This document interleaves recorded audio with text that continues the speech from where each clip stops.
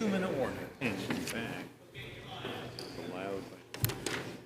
Good evening, everybody. This is the Planning Board meeting of November 7th, 2023. The first item on the agenda is the introduction of the Planning Board members. So I'll start down at my left, Steve Webster, who's an alternate. Sitting next to Steve is Von Dugan, then Peter Goodwin, and Roger Murray. Doug Braskin, sitting next to me, is the vice chairman, and to my right is John Thurston, and then Brad Harriman, who is the representative from the Board of Selectmen, and Julie Jacobs, who is also an alternate.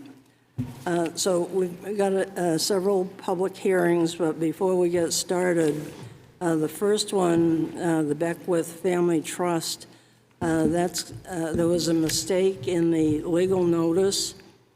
It was not stating what we were supposed to do, and so we're going to renotice it and continue this at 7 o'clock on the 17th. Is that right, Tavis?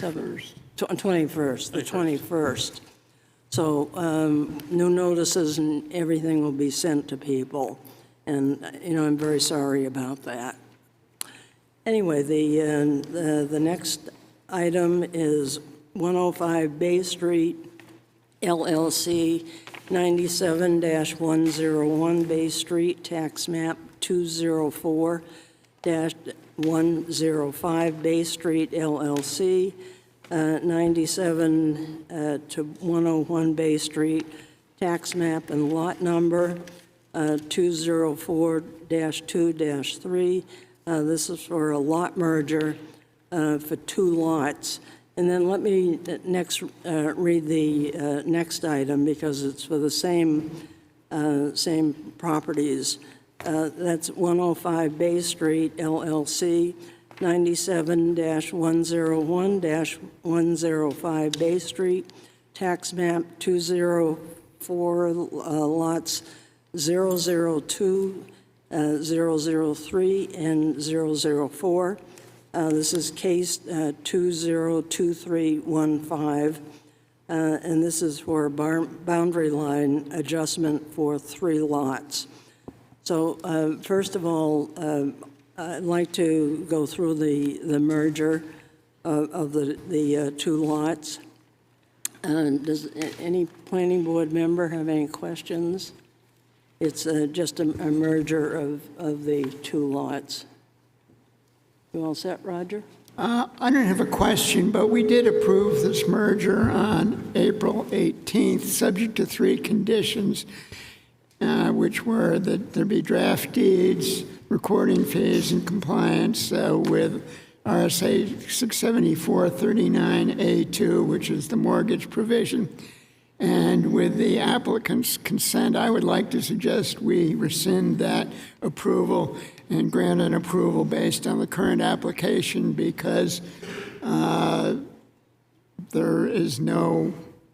we do not have the ability to require draft deeds and they're unnecessary.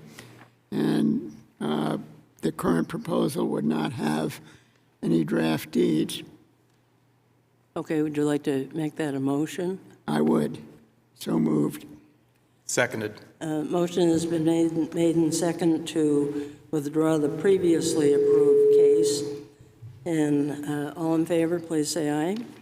Aye. Opposed? Okay, all right. So now we're on to the existing merger of the lots. And does anyone have any questions about this? Tavis, did you want to say anything? About the merger? I think you just approved the merger, didn't you? Didn't you rescind the previous and approve as submitted? I believe that was the motion. Yes. Yeah. I did indicate asking the applicant's agent if he agreed. I did get an email late this afternoon saying they had found the original approval, but I don't see any problem in replacing it with this approval. Okay. All right. Okay, so Has a motion been made to merge these two lots? Would somebody make a motion? I'll make the motion. Okay, thank you. And I'll second the motion to merge 97-101 Bay Street. All in favor, please say aye. Aye. Opposed? Okay, now we can go on to the public hearing for 97-101-105 Bay Street. And with public hearings, we go through the application. The applicant will make a presentation, and then we can ask questions during that. Then we need to decide if the application is complete. If it is, and I think there was a waiver on one of these. So they have to explain the waiver. And so we'll determine whether the waiver is justified. And if the application is complete, if it is, we'll then open the public hearing for anyone that wants to speak to this issue. Okay, so the applicant.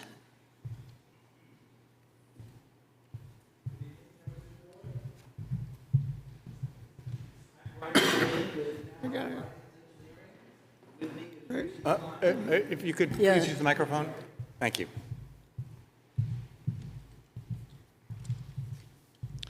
I am Brian Berlin with Now Horizons Engineering, and with me is Richie Klein, the trustee of the LLC.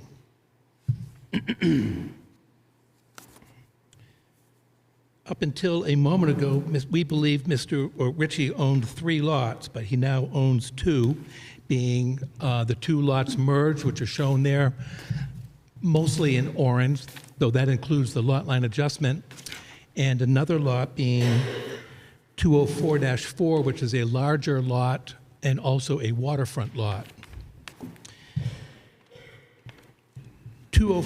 The 2 merged lots are vacant. They have no property or no improvements on them.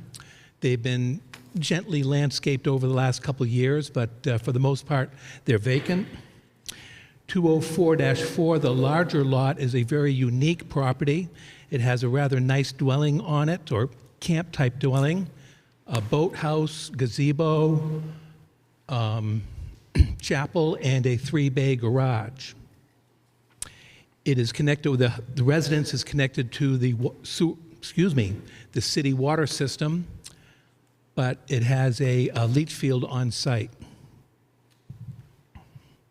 He would like to adjust the merged lots with 204-4, where the end result is the merged lots become 2.27 acres, so they become larger, and they're already conforming, but they just reduce density, and they will have 178 feet of road front, all of which are conforming. 204-4 will retain the waterfront, which is 140 feet wide. I use the term wide because along the shore it's much longer, and today's state law demand that we go inside the boathouse and count that as shoreline. So though the width is 140, the length is much more. And that'll be 4 acres when complete, and that is shown in green. So what's shown in orange is the merged lots adjusted, and thereon is the chapel. We worked the lot lines around a private chapel, private to his family, but it does exist, and these 2 lots will be quote-unquote developed after this adjustment. We are requesting a waiver to soils information and lot sizing by soil type due to the fact that all of the lots have municipal water and municipal sewer available. They don't need septic systems and they don't need wells. Both lots are oversized per the zoning ordinance, considerably so, and we just feel that soil surveys and test pits and perk tests is not applicable here and would present a hardship upon the applicant. And with that, I would entertain any questions. Okay, Could you- Questions? I have one. Could you just demonstrate the area that is now swapping from orange to green? Mike?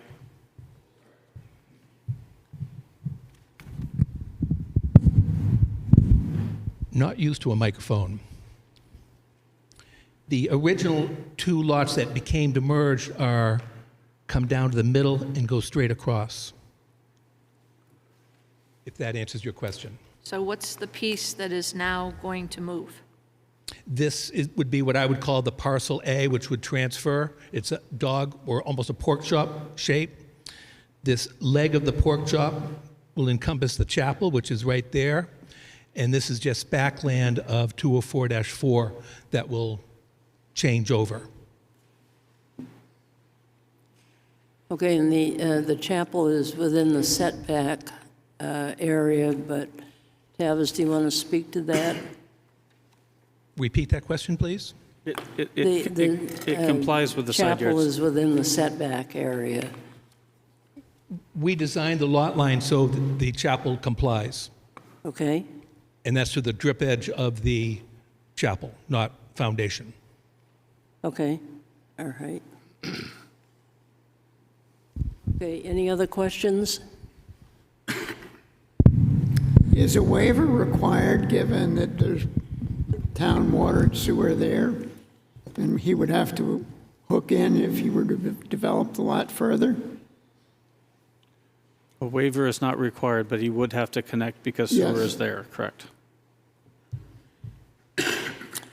Okay, does anybody have any concerns about granting the waiver for the soil survey?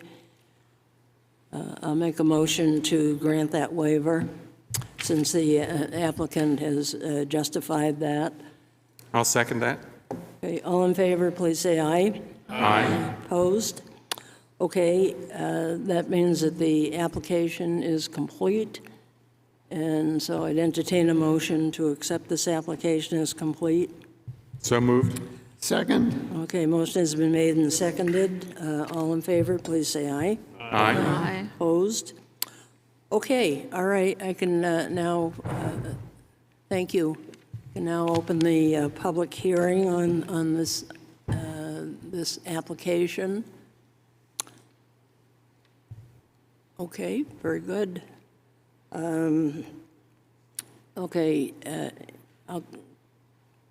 any other questions before I close the public hearing? What about the leach field that he talked about? Is it, talked about a leach field? You mean the existing one? Yeah, the one that's not in use.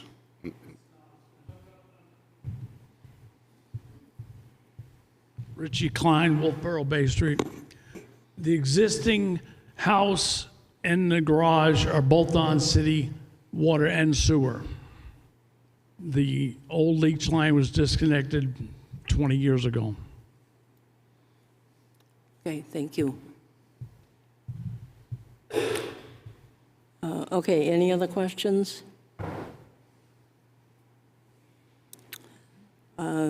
Okay, somebody want to make a motion on this application? I'll make a motion to approve it as submitted. Okay, and Seconded. thank you. And then I'll close the public hearing. And it seems that the waiver has been justified by the applicant for the soil survey. All of the application requests have been submitted and looked at by the board members. The chapel on the new lot is an accessory building, but because it's a religious institution, it can remain. This is making one of the lots more conforming, and the other already conforms, and it also meets the form factor. Anything else? Okay, call for the question, and all in favor, please say aye. Aye. Aye. Opposed? Okay, thank you very much.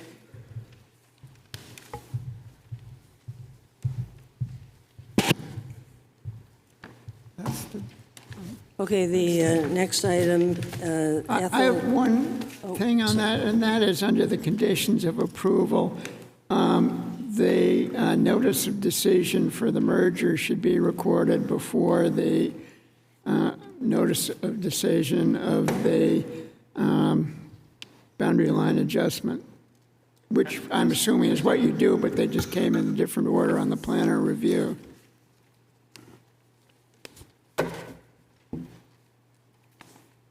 Okay, all right, next item, Ethel D. Black, 1993 Trust, and Paula Garvey, 2009 Trust. This is for 42 and 48 Sewell Road, tax map 217-132 and 133.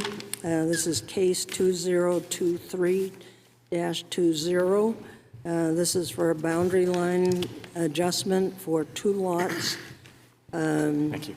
And for the public hearing. Thank you.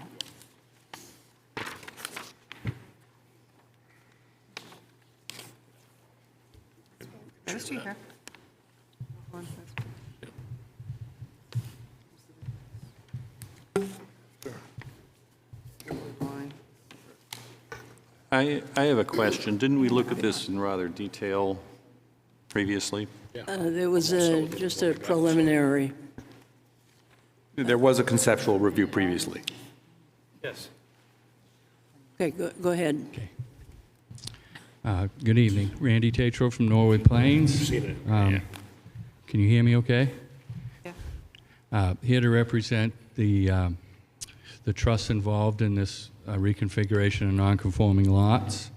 In the audience, we have some of the trustees, Grace Garvey, Mary Dye, and Ann Corson.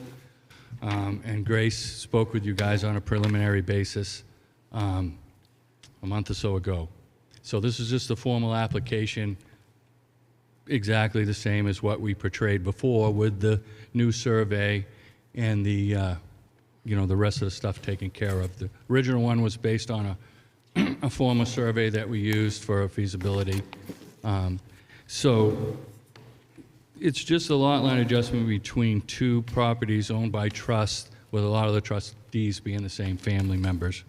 And as you know, reconfiguration of non-conforming lots was set up so that situations exactly like these, where a lot line could be moved and deemed a betterment for both lots, frontages can be adjusted, setbacks can be adjusted, and so forth, without the need of, the Board of Appeals. So in this case, Lot 132 that was owned by Ethel Black, the 1993 trust, is 42 Sewell Road. Again, both lots, similar to the previous application, are serviced by water and sewer, so this makes reconfiguration of non-conforming lots a lot easier, because you don't have to deal with the DES requirements and so forth. And since the majority of the non-conforming lots are located on the lakes and ponds, this one has that benefit of having municipal connections. No further development is being proposed for either site. It's just a change in a lot line. It's generally, the change is about 3,000 square feet. It takes up about 31 feet of road frontage and about 17 feet of shore frontage. I can go over to the drawing and answer any questions at some point, but that's generally what it is.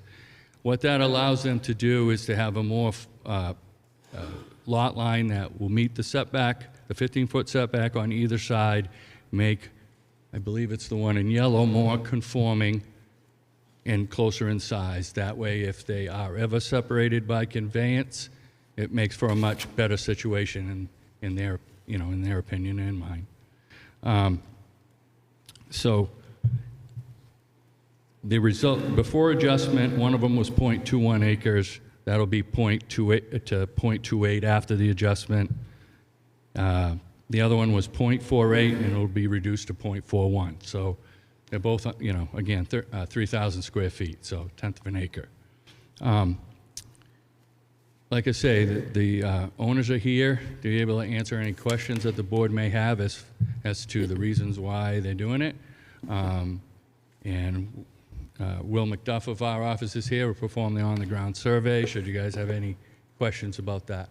Okay, would you speak to the waiver request? Yeah, sure. Yep. So the waivers are same sections that were talked about previously, 174.7, and that has to do with topography, wetlands, test pits, soils mapping, and so forth for lot size loading calculations. And in this case with water and sewer, that's not applicable.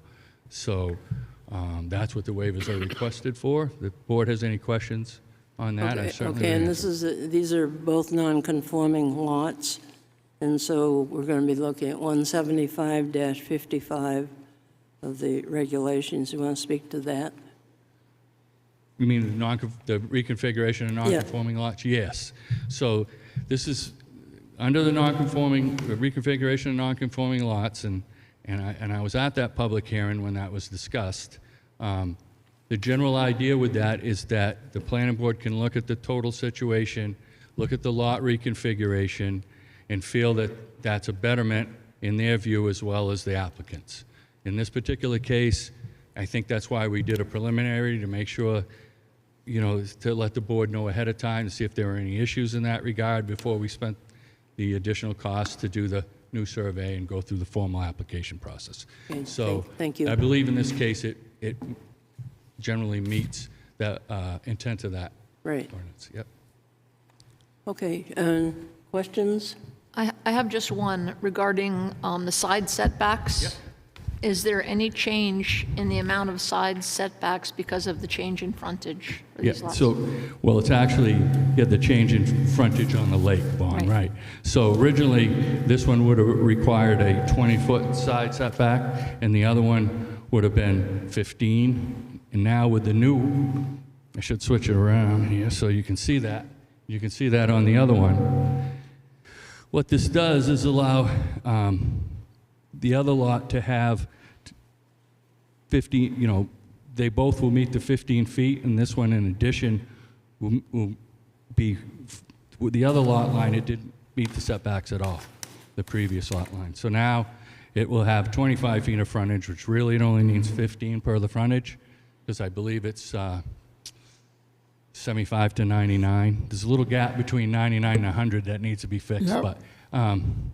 But so in this case, these lots will be, side setbacks will be 15 feet on both of them. And the buildings that are currently there comply with those side setbacks that That's are correct. created? Yeah, they didn't originally on the old lot line, but they will now. Yep. Any other questions? And just for a learning point, under 175-55, the board also has the ability to modify the setbacks. As long as you modify the setbacks, the acreage and the frontage are all in play, as long as you can make a finding that the overall configuration of the lots is improved.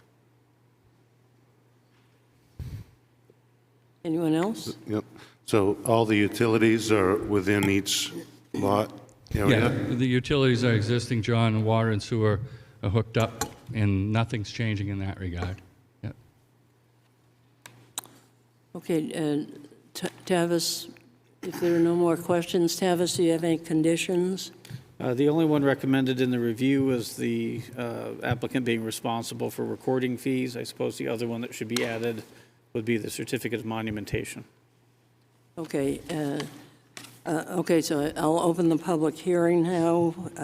We've determined that the application is complete. Any member of the public want to speak to us, speak to this issue? Okay. I'll close the public hearing. Somebody want to make a motion on this? I'd like to reference the plan on the motion, so I guess I'll make a motion that we approve the, I haven't done this in a while. The boundary line adjustment for tax map 217, 132, and 133, as shown on the plan by Norway Plains Associates, Inc., entitled Boundary Line Adjustment Plan 42 and 48 Sewell Road, Wolfeboro, Carroll County, New Hampshire, for Ethel D. Black Trust and Paula D. Garvey Trust, dated October 2023. And as part of that, we established that the setbacks going forward, side setbacks going forward, will be 15 feet. I'll second that motion. Yes, I'm going to do that right now. Okay, the findings of this, these are both non-conforming lots. So that means that this is governed by 175-55, non-conforming lots in the zoning regulations. And basically, this is for a lot line adjustment to reconfigure contiguous non-conforming lots. The acreage and lot frontage of individual lots may be decreased upon a finding by the planning board that the overall configuration is improved. Also, the planning board has the authority to determine the setbacks. And in this case, the side setback is moving away from one property to make it a little more equal for the two properties. We've determined that these required setbacks are in harmony with the adjacent structures in the neighborhood and don't diminish the development potential of the pre-existing lots, and ensure the environmental integrity of the site. The waiver request for the soil survey has been justified and granted, and I think that's about it. Okay, all in favor? Aye? Aye. Aye. Opposed? Okay, thank you very much, folks.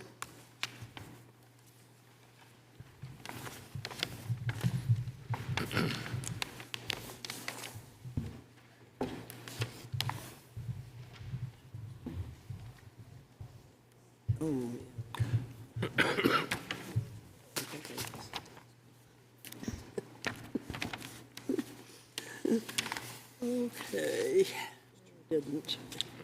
Yep. Okay, John, where's your?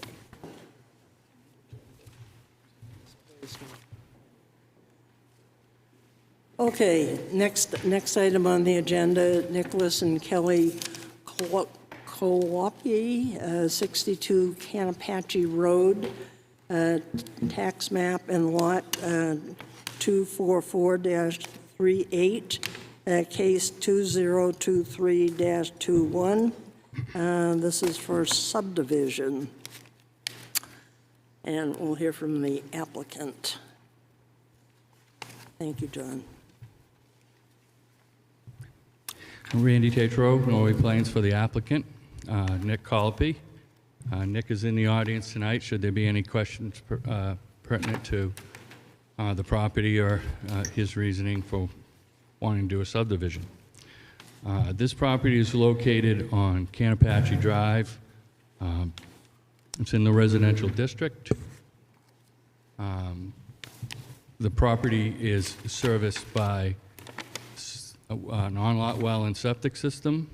It's a little bit, in this case, there was a municipal water line that runs down to the lake. That's kind of a private thing for the lake properties, and the pressure was such that we couldn't, that the town Public Works felt that we shouldn't tie into that because of the pressure issues. So we did go through state subdivision approval for being able to use town water, and then we had to go back to the state to be able to use an on-lot well, because obviously those are different parameters. And we did get approval for that. I had a letter from Public Works saying that we didn't have to tie in for those reasons. that I needed for the state and for you guys. That said, the existing property is 5.2 acres, and it has a house and a septic system on it now, and the proposal is to subdivide that into 2 lots. The existing lot that has the house on it will remain 3.4 acres, and the new lot will be 1.8 acres. It's set up for a single-family dwelling. Again, serviced by wells and septics. There is a cemetery located on the plan that is in the deeds, and there has a, we provided a pathway to it because there's no specific spot. Previous plans on this property that were approved by the planning board, the prior surveyor noted that there was no formal spot for the access to the cemetery, so that if you see that little pathway that we put on there, that was for that purpose. Both lots will have frontage on the private portion of Campatchee Road. Property owners have deeded rights to pass and repass with others. There are, in my research, there's 12 other properties or lots below this that have the rights to pass through Mr. Colopy's property on the existing road. There's numerous subdivisions below that were approved by planning board to create those lots that have access over it, including the one I think that we did back in maybe 10 years ago to create this 5-acre lot. Those subdivisions lower down towards the lake on Campatchee Road put a 40-foot right-of-way around the road. We suggested a 50-foot because that's a normal, width for a right-of-way that we wanted to establish for 2 reasons. One, again, it's the normal 50 feet is what everybody likes to use for maintenance and so forth, and we wanted to be able to prove that we had the lot size and the frontage along that inner 50-foot arc on both lots, which we have in excess of.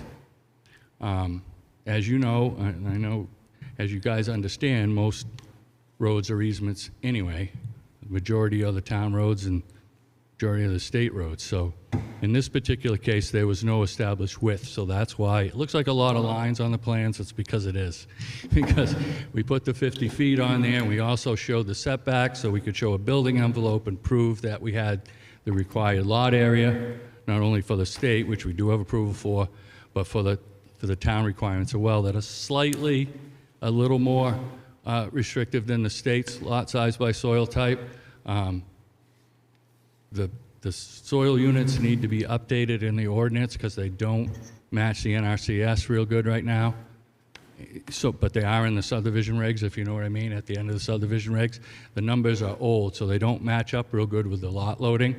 So you have to take a little bit of liberty to figure out which soil type to figure out that unit. I discussed that with Tavis before, and I think other consultants have, ran across the same thing.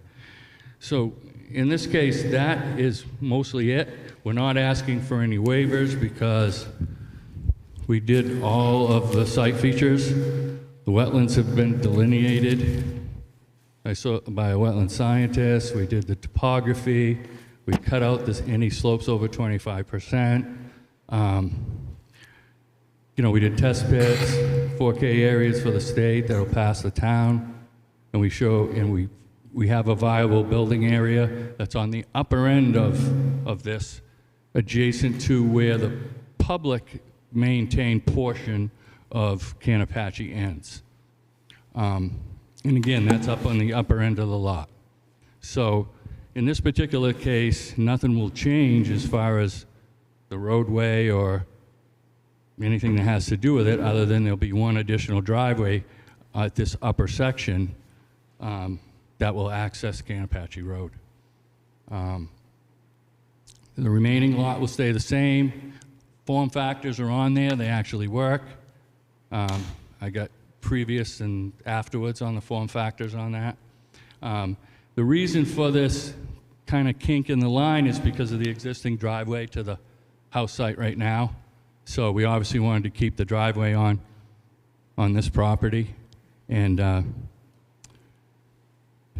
there was a small wetland that's located between the properties, and we show the setbacks to that on the building envelope. Trying to think if there's anything else other than just open it up to your questions. We're not asking, again, we don't need to ask for any waivers on this one, so. Okay, thank you. Yep. John? Oh, okay. Where does the septic system go for that new lot?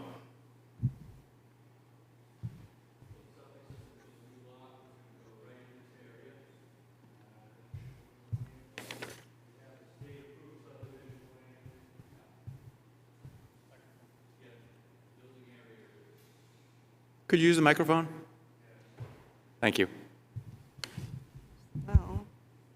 So the building area and the septic area that was approved, that the town got a copy of, is right in this general area right here on the upper side of the lot.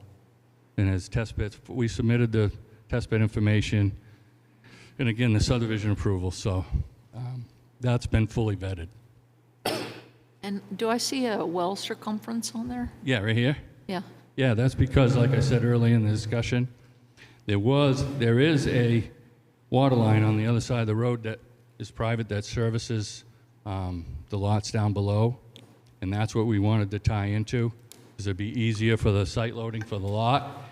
But because there's pressure issues there, come to find out, that the town felt that they didn't want an extra cut into it. So we had to get a letter from the town, or else when the state sees water, they want us to tie in, So, but the town, in this particular case, which is rare, didn't want us to tie into that line. So we had to recalculate it, Vaughn, to make sure we could get a well, subtract it on this lot with the 4K area and so forth. So when you were pointing to where the septic was proposed, it looked like it was within the well radius, No, it's No. in this area right up here. See the Okay. test pit? right? It's hard to see, it's little, Yeah. but it's in this general area up outside of the well radius. It had to be outside. Right. And it had to be a 4K area, which is 4,000 square feet box. So it was drawn in right in this general area. They will need a septic design at some point, in the particulars of the site, but. Okay, there will be an accessory building left on the newly formed lot. Right, at the and- TRG, when we went through the TRG, it was brought up that maybe I might as well leave the one with the topography, so you can see how steep the topography is on the other sides where something could be put. Understand? So, we did put a note on the plan, I believe it's note 12, and it says, the portions of the proposed lots on the westerly side of Canapatchee Road are restricted to no primary structures or habitable space. In other words, if someone wanted to put a shed, I suppose, or tool shed or something over there. Okay, but I was Excuse me? sort of looking at this building, but it looks like this one right here. I'm sorry. Yeah, it says proposed building 20 by 40 feet. Yeah, Right, so that is a potential spot for a building, okay, on this lot. You asked where we could put the building and the septic. okay, Does that make sense to everybody? that's fine. Okay. Now, what we were talking about there, and Kathy was there, is that if these lots, since they own little pieces across, on the other side of the right to pass, if they wanted to put something over there, it was brought up, they didn't want to make sure that it wasn't a habitable, structure. Yeah. And in this particular case, in talking with Nick, given the topography and so forth, it's probably unlikely that that'll happen, but we just wanted to be able to be clear on that. Okay, what about the existing garage? Is that within the setback of the new lot line? The existing garage, this right here, yeah, it's 20.6 feet. So the setback, yeah, the sideline is 20, and you can see on the plan, Kat, I know it's small, but it's 20.6 feet, so yes, it meets it by 0.6. That it would? That it complies? It complies by 0.6. Okay, yeah. all right, good. Can you describe how the cemetery easement will be described and to whom the easement will be granted? Well, the only thing that's in the deeds, and I reread it today before we came here, it just says accepting the cemetery and a right to get there. And I believe it's what, Banfield Cemetery? Yeah, it's Banfield Cemetery. I put the deed reference right on it. So the plan will have the deed reference on it, Doug, and also it's just going to show, what do we call it, 6-foot wide access easement to the cemetery. It's parallel with the property line. No one's, according to everybody, no one's gone there, you know, so I didn't want to really make like a place to park or anything at this point. That's the best I can answer the question. You know, Okay. We run into that quite frequently, and some of them are a lot further out than this. This is pretty close to the roadway, so it actually could, but it's not in the best of upkeep right now. But I suppose someone from the family could park on the side of the road there and walk in there. At least we wanted to show something on here because the previous plans just said we don't see sometimes you'll see a tote road or something leads to them and you can say use that, but in this case it's just woods. Okay, any other questions? Yes. Well, I was under the impression the town was not granting subdivision approval on roads that had not been upgraded, in part because I had a client who wanted to do a 5-lot subdivision on a private road and was told that he would have to bring the road up to town standards. And I have a concern about, I think we already have about 12 places further down the road. But this brings a whole nother array of issues, I think, in that you're creating this 50-foot right-of-way following the road. There's right-of-way already. We're just creating the width. Yes, Roger. Okay, so if you are establishing that and you do show setback lines, then you're creating substandard lots on the opposite side of the road. Well, actually, it would have been more appropriate to hook that because it's just an easement, just like most roads are. So I just wanted to show that we could meet those setbacks. We're not creating separate entities on the other side of the road. They're going to be part of those lots. Well, I know it's shown as that, but then if you're not creating separate lots, then neither of these lots have any. And we have the required road frontage on the sideline of the road. But It's like any other road. But if it's a road and you're set back from it and it's a lot line, then you're creating substandard lots. If it's not a property line, the definition of lot frontage is a line dividing the lot from a street right of way. And if you're not dividing it, separating it from the street right of way, then you don't have any frontage for subdivision purposes.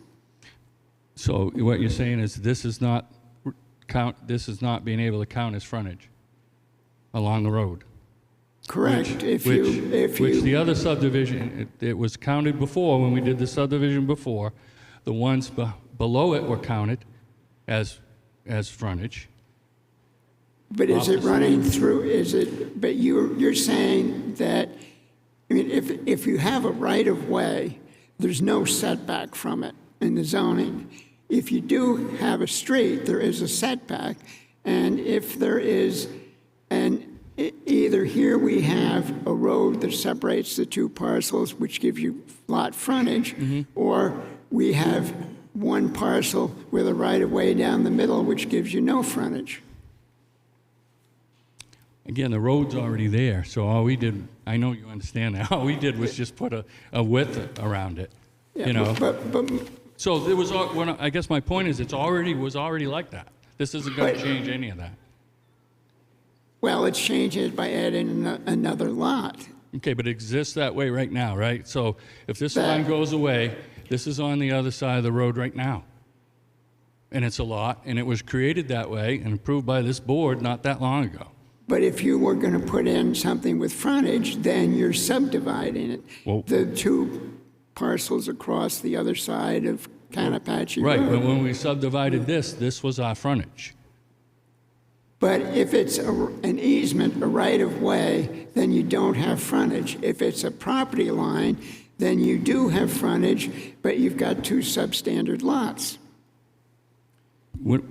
Again, we're not trying to create lots on this side of the road. It's just that the path is through. I understand that, Yeah, but yeah. that's what you've got there. So my understanding has been that if it's a town, it's shown on a town-approved subdivision, the town recognizes it. So it's shown on a subdivision plan that has been approved Right, by this no, I understand what Roger's trying to No, say. if we approve this, it's shown on a subdivision plan that the town approved, but, the question is, are we creating lots that under 674-41 you can't build on without going through that process? Right, and that's why I went to the TRG, and that's why we wanted to have a conversation with town attorney originally and so forth. And that's why I wanted to check this out before I got this far, which The I planning board felt I already did. approved Canapache as a road. It's already on a plat. There is a platted road going on a subdivision plan? Yes. Yes. That's how we got here. That's how the planning board approved the 12 lots below this and several lots east and right. west of it. And that was shown on an approved plan? Yeah. Correct.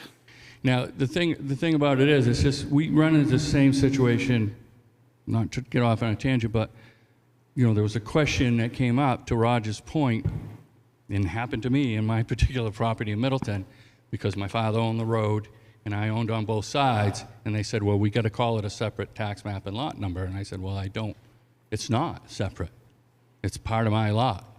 You know what I mean? Because I own the center line on both sides, and so it was a tax assessor issue, but it was the same theory that Roger's saying.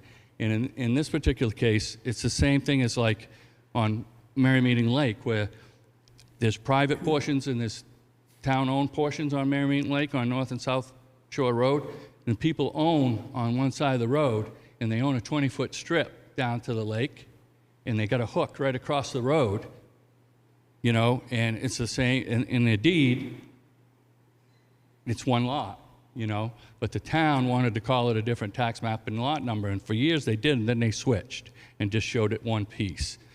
And it is confusing, and I understand why everybody might have a question on it. That's why I went through the process I did. But what you show there, you show a right-of-way coming down. Before you said it was a 40-foot right-of-way, but then when it gets to the intervening property here, it's not shown. So if it existed, presumably it would exist all the way down, not just on... Right, I can only describe it on the property that my client owns. I think the property that it cuts through there may be your mother, right? The little corner, or somebody else. Right, but I can take the plan out of the file that's down below that, where the same exact issue, where they subdivided all those lots, and it shows 40 feet, that attaches to it.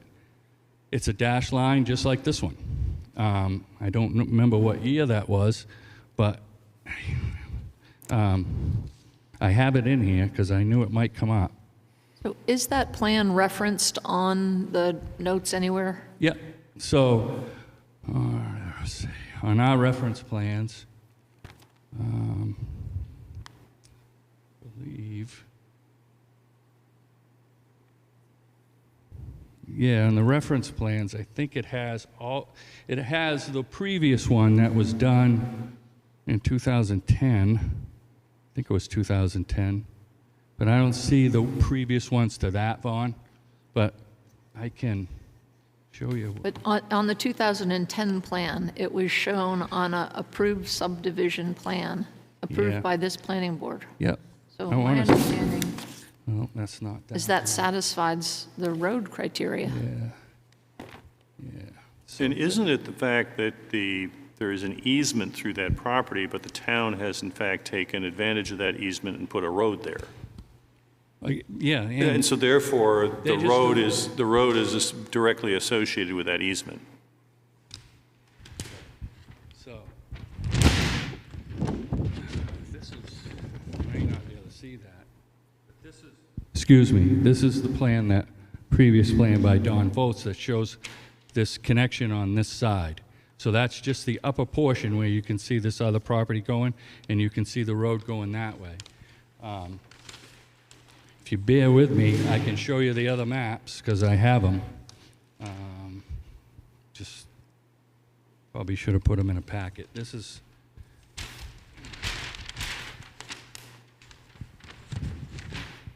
is one approved by the planning board in 1981, below where we are. So you can see where I highlighted where we are on that one. You can see Canapache Road cutting through. I'm sorry, it's hard for you guys to see all this, but there was various plans. You can see where I highlighted the same colors, Roger, on this one. The one that Norway Plains did, if I can lay my thinking hands on it, was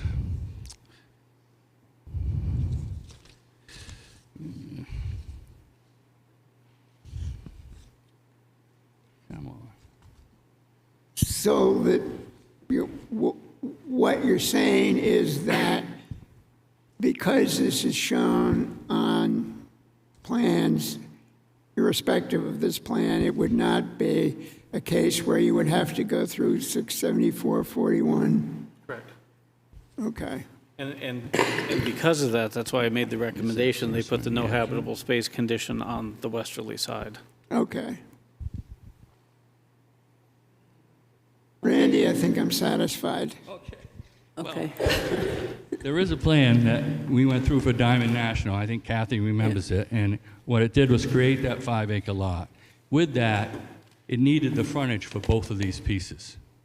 So even though I wanted to make sure I was okay with this, you know, that one, along with Don Volz's original subdivision of this, and Wayne Kellaway's down below it, I felt that, you know, it was, you know, a similar situation, but I certainly understand the questions.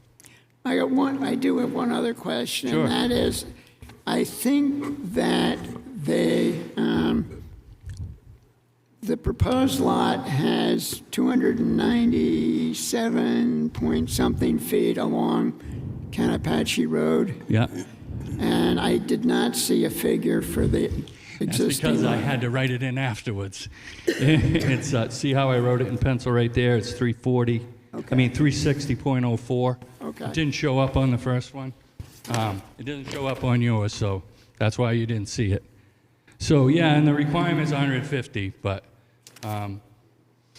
you know, in the future, should someone sell this plan is record now. So depending on, you know, what happens when we're long gone, at least there's a 50-foot right-of-way established. And if they want to upgrade that, you know, it's shown on a plan approved by the planning board. Right now, before that, there wasn't any right-of-way other than that lower one shown on any recorded plan. So even though it went through back with Diamond National, or whatever that was called, this one I wanted to make sure was the proper width. And I was a little worried that we'd have the room if we did it that way, but we did. And then to throw in the whole, I had to go to a well, which made it even tougher.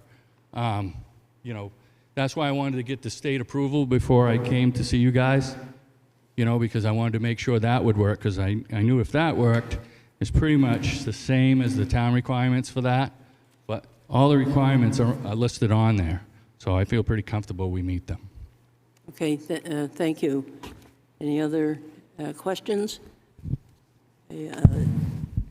Then I think all of the materials for the application have been submitted, so the application is complete. Somebody would make a motion, So moved. and I'll second it. All in favor, please say aye. Aye. Opposed? Okay, then I can open the public hearing. Is there anyone here that wants to speak to this issue? Okay, Big night. Tavis, do you have some conditions? Suggested conditions of approval speak to both Plan 1 and Plan 2. I'm not going to read it out, but they are written out the way the board is not looking for them. Applicant responsible for all recording fees. All documentation becomes binding. Applicant responsible for preparing a Mylar for recordation, recording fees to be borne by the applicant, and the applicant shall be responsible for the certificate of monumentation. Okay, thank you. Any questions about the conditions? Accept a motion to deal with this issue, So moved. to approve the 62 Canapatchee Road So application. a motion to approve the boundary line, I'm sorry, the subdivision for tax map lot 244-038. Okay, I'll second that. And then the other issues that I want to add, that no waivers were requested. The form factor meets the requirements. This is in an R district, and it meets all of the requirements for the R district. They have state approval from DES. There are wetlands shown on the property, and they will be protected during any building. And the condition has been added to have no structures with habitable space on the west side of the lots. West of the road, We- of the west of- right-of-way, rather. Yes, west of the road, thank you. Okay, anything else? All right, a motion has been made and seconded. All in favor, please say aye. Aye. Opposed? Okay, all right, thank you very much, Randy. Okay, I found my agenda, John, you'll be happy to. Okay, let's see. The next is the conceptual subdivision review for Camp Road. And Randy, are you going to speak to this? Okay, great.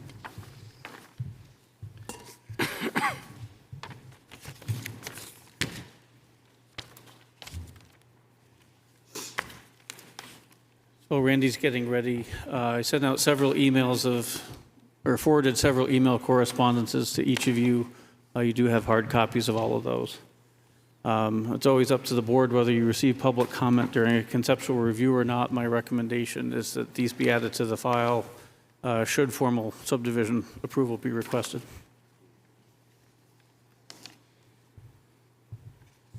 Okay, so we will not read those, but all of us have taken a look at the letters that we received.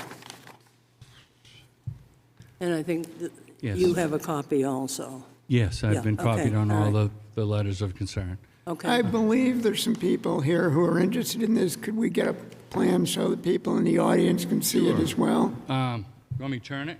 Sure.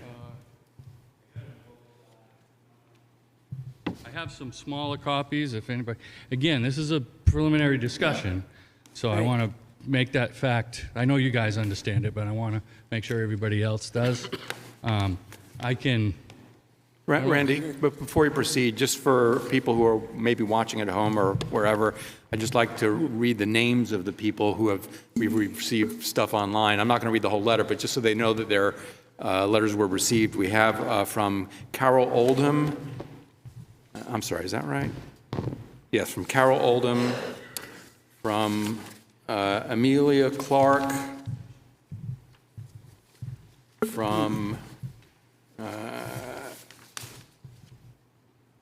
a group including Ophelia Clark-Wade, Madeline Clark-Wade, Luca Clark-Shaw, Cosmo Clark-Shaw, Max Beldner, and Lila Beldner, and then lastly from Nick Atkinson. Okay, and again, this is a conceptual review for a two-lot subdivision for tax map 166, lot 14. you set? I was just reiterating. Yes. Yeah, the paperwork I just provided Kathy just shows the location of the properties that the letters that were received are in relationship to this property. Just gives you an idea. I don't know what else I got in there, Kathy, but it may not be pertinent. Okay? Okay. Yeah. Right. May just be the letters themselves. Yeah. Okay, does anyone want to take a look at this? Yeah. So, again, Randy Tatro, Norway Plains, for the applicant. I was approached by the owners of this property last summer. Talked to Tavis originally about it. There was a lot of available information from previous consultants. There was subdivision plans approved by the planning board, recent boundary surveys. There was septic system approvals, approved designs. And as you know, there's a lot of available information online now within RCS and LiDAR, Topo, and so forth. So what I want you guys to understand is I put together this plan based on available information. This is not something that's fully vetted by Norway Plains, surveyed and wetlands redelineated, all that stuff. But based on the information that I used, which is what my contract was with the owner, is to see what was feasible and ultimately ending up with an audience with you guys. So what I started with was coming up with base information that, again, I obtained of the property that I feel pretty comfortable with, but it would still have to be fully vetted. So that preface, I just wanted everybody to understand where the map comes from, because the map looks pretty good. But again, it's based on available information. The boundaries are probably, going to be pretty much the same, and the site features may or may not be exactly the same. So, again, the purpose was to take a look at it without me saying unequivocally no on things. We give people the opportunity to do feasibilities because it takes time and effort, to sift through these, sift through the regulations and match them to the property and so forth. There are various reference plans to this property that were created back in 79, 80, and 81. Surveys by Johnny Knight that were approved by the planning board. One of them was signed by Mr. Harriman. That created these lots, just to give you a historical background of it, created these lots and access ways. Okay, but you're talking about the one large lot. Excuse me? When you said that Brad just signed something, he didn't sign... No, the previous ones, Kathy. Okay. Previous plans Okay, I was that just created trying to be these clear. lots. Yeah, so in other words, they created the lots that are shown here and some of the adjacent lots. That's when they were created, 79 to 81. Was that the Merton subdivision? Merton, yeah. There was 3 Merton ones, who must have been the original owner to a bunch of that, But I found 3 separate plans, 79, 80, and 81, that created not only this original parcel, but the adjoining parcels. Then this parcel was subdivided, I believe, re-subdivided from the 79 one in 1981 into the configuration it is now. Not what's being proposed, but just the 4 acres that it is now. We clear on that? So there's a 4-acre lot, 4.2-acre lot, that's in the shape, in the area that I'm showing.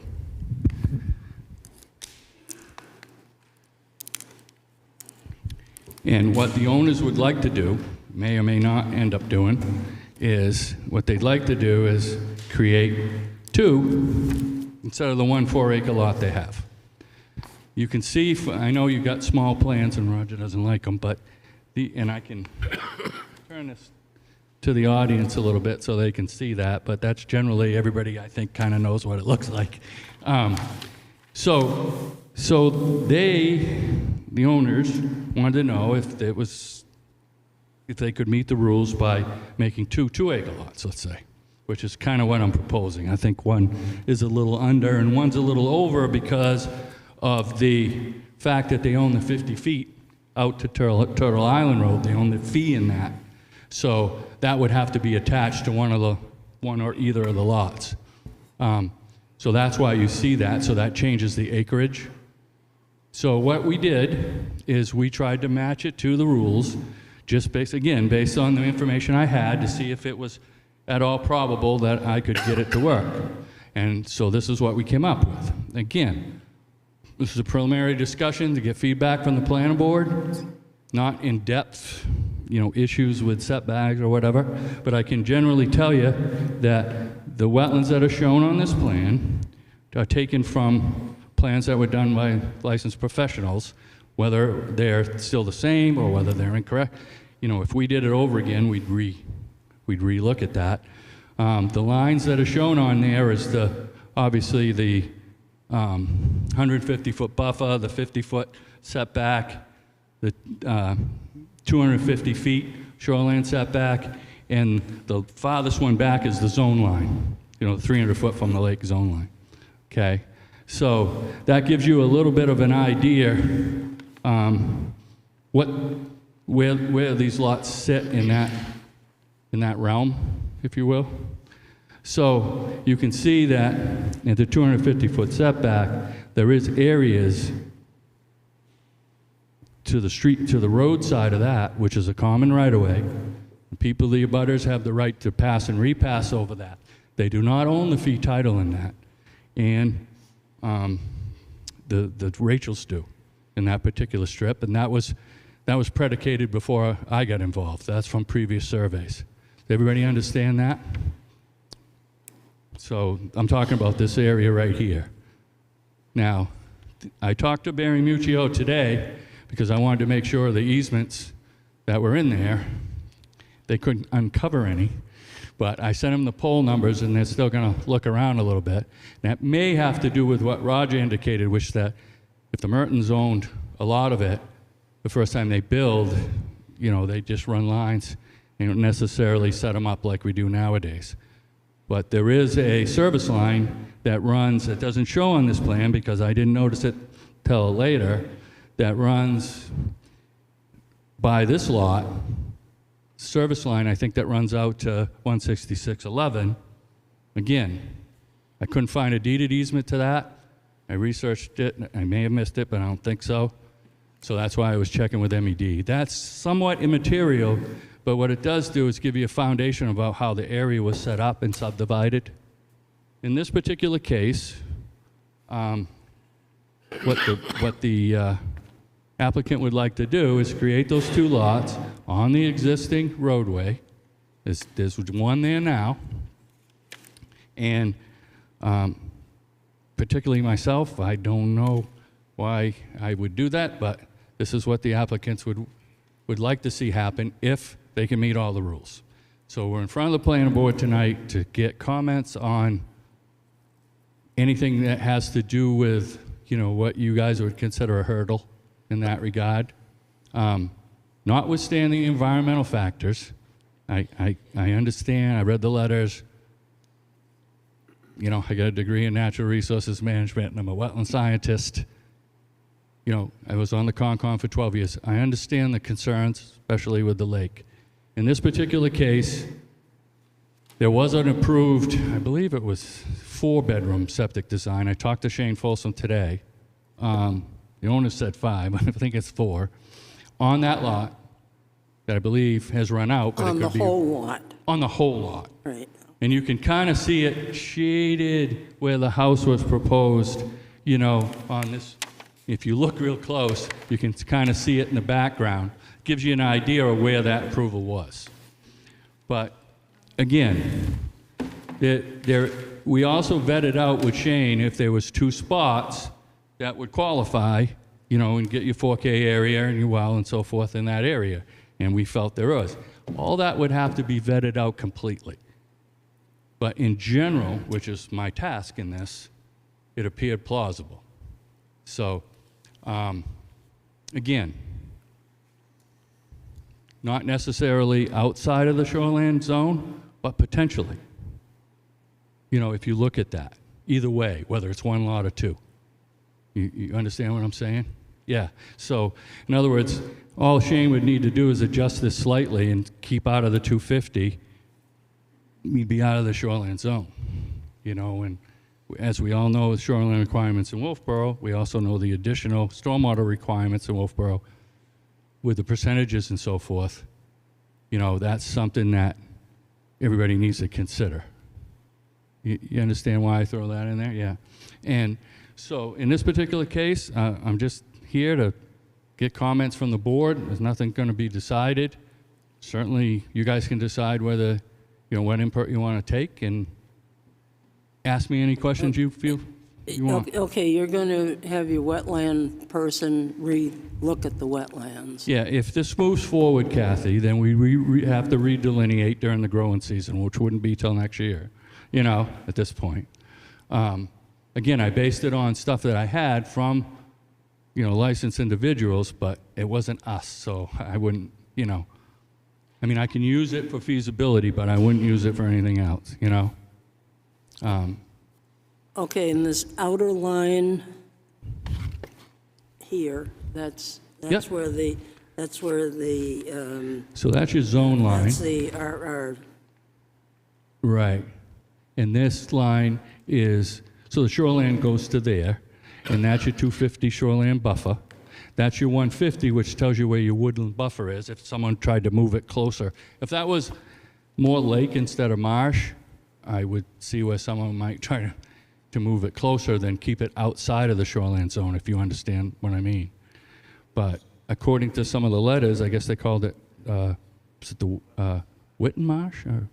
Yes. Yeah, and so in this case, the frontage isn't the same as, lake, actual real lake frontage. So I think in this case, the homes being, or a home or both homes being proposed closer to the roadway would make more sense.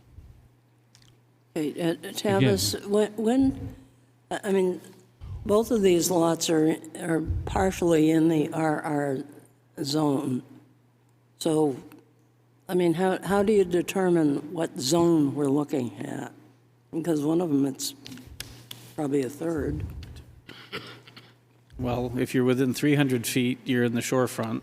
If you're greater than 300 feet, you're not. Okay, And the district boundary section of the ordinance speaks to how much of each zone you're allowed to 18 feet. carry into the neighboring zone. So realistically, the only thing that happens within the 250 is the shorefront regulations with regard to lot coverage, which really isn't much different percentage-wise.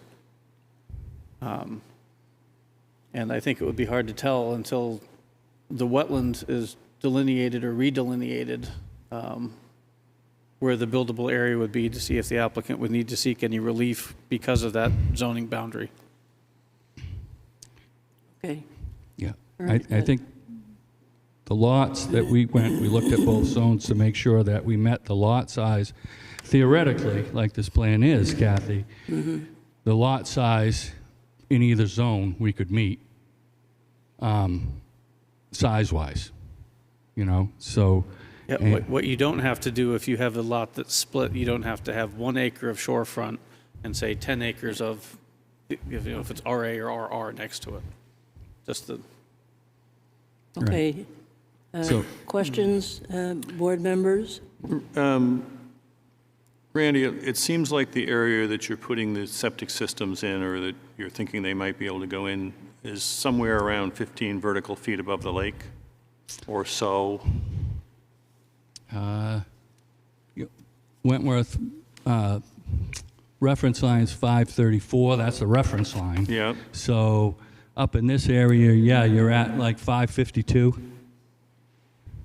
So 28 feet, So, What is that? so it is a reasonably large vertical distance above the lake. yep.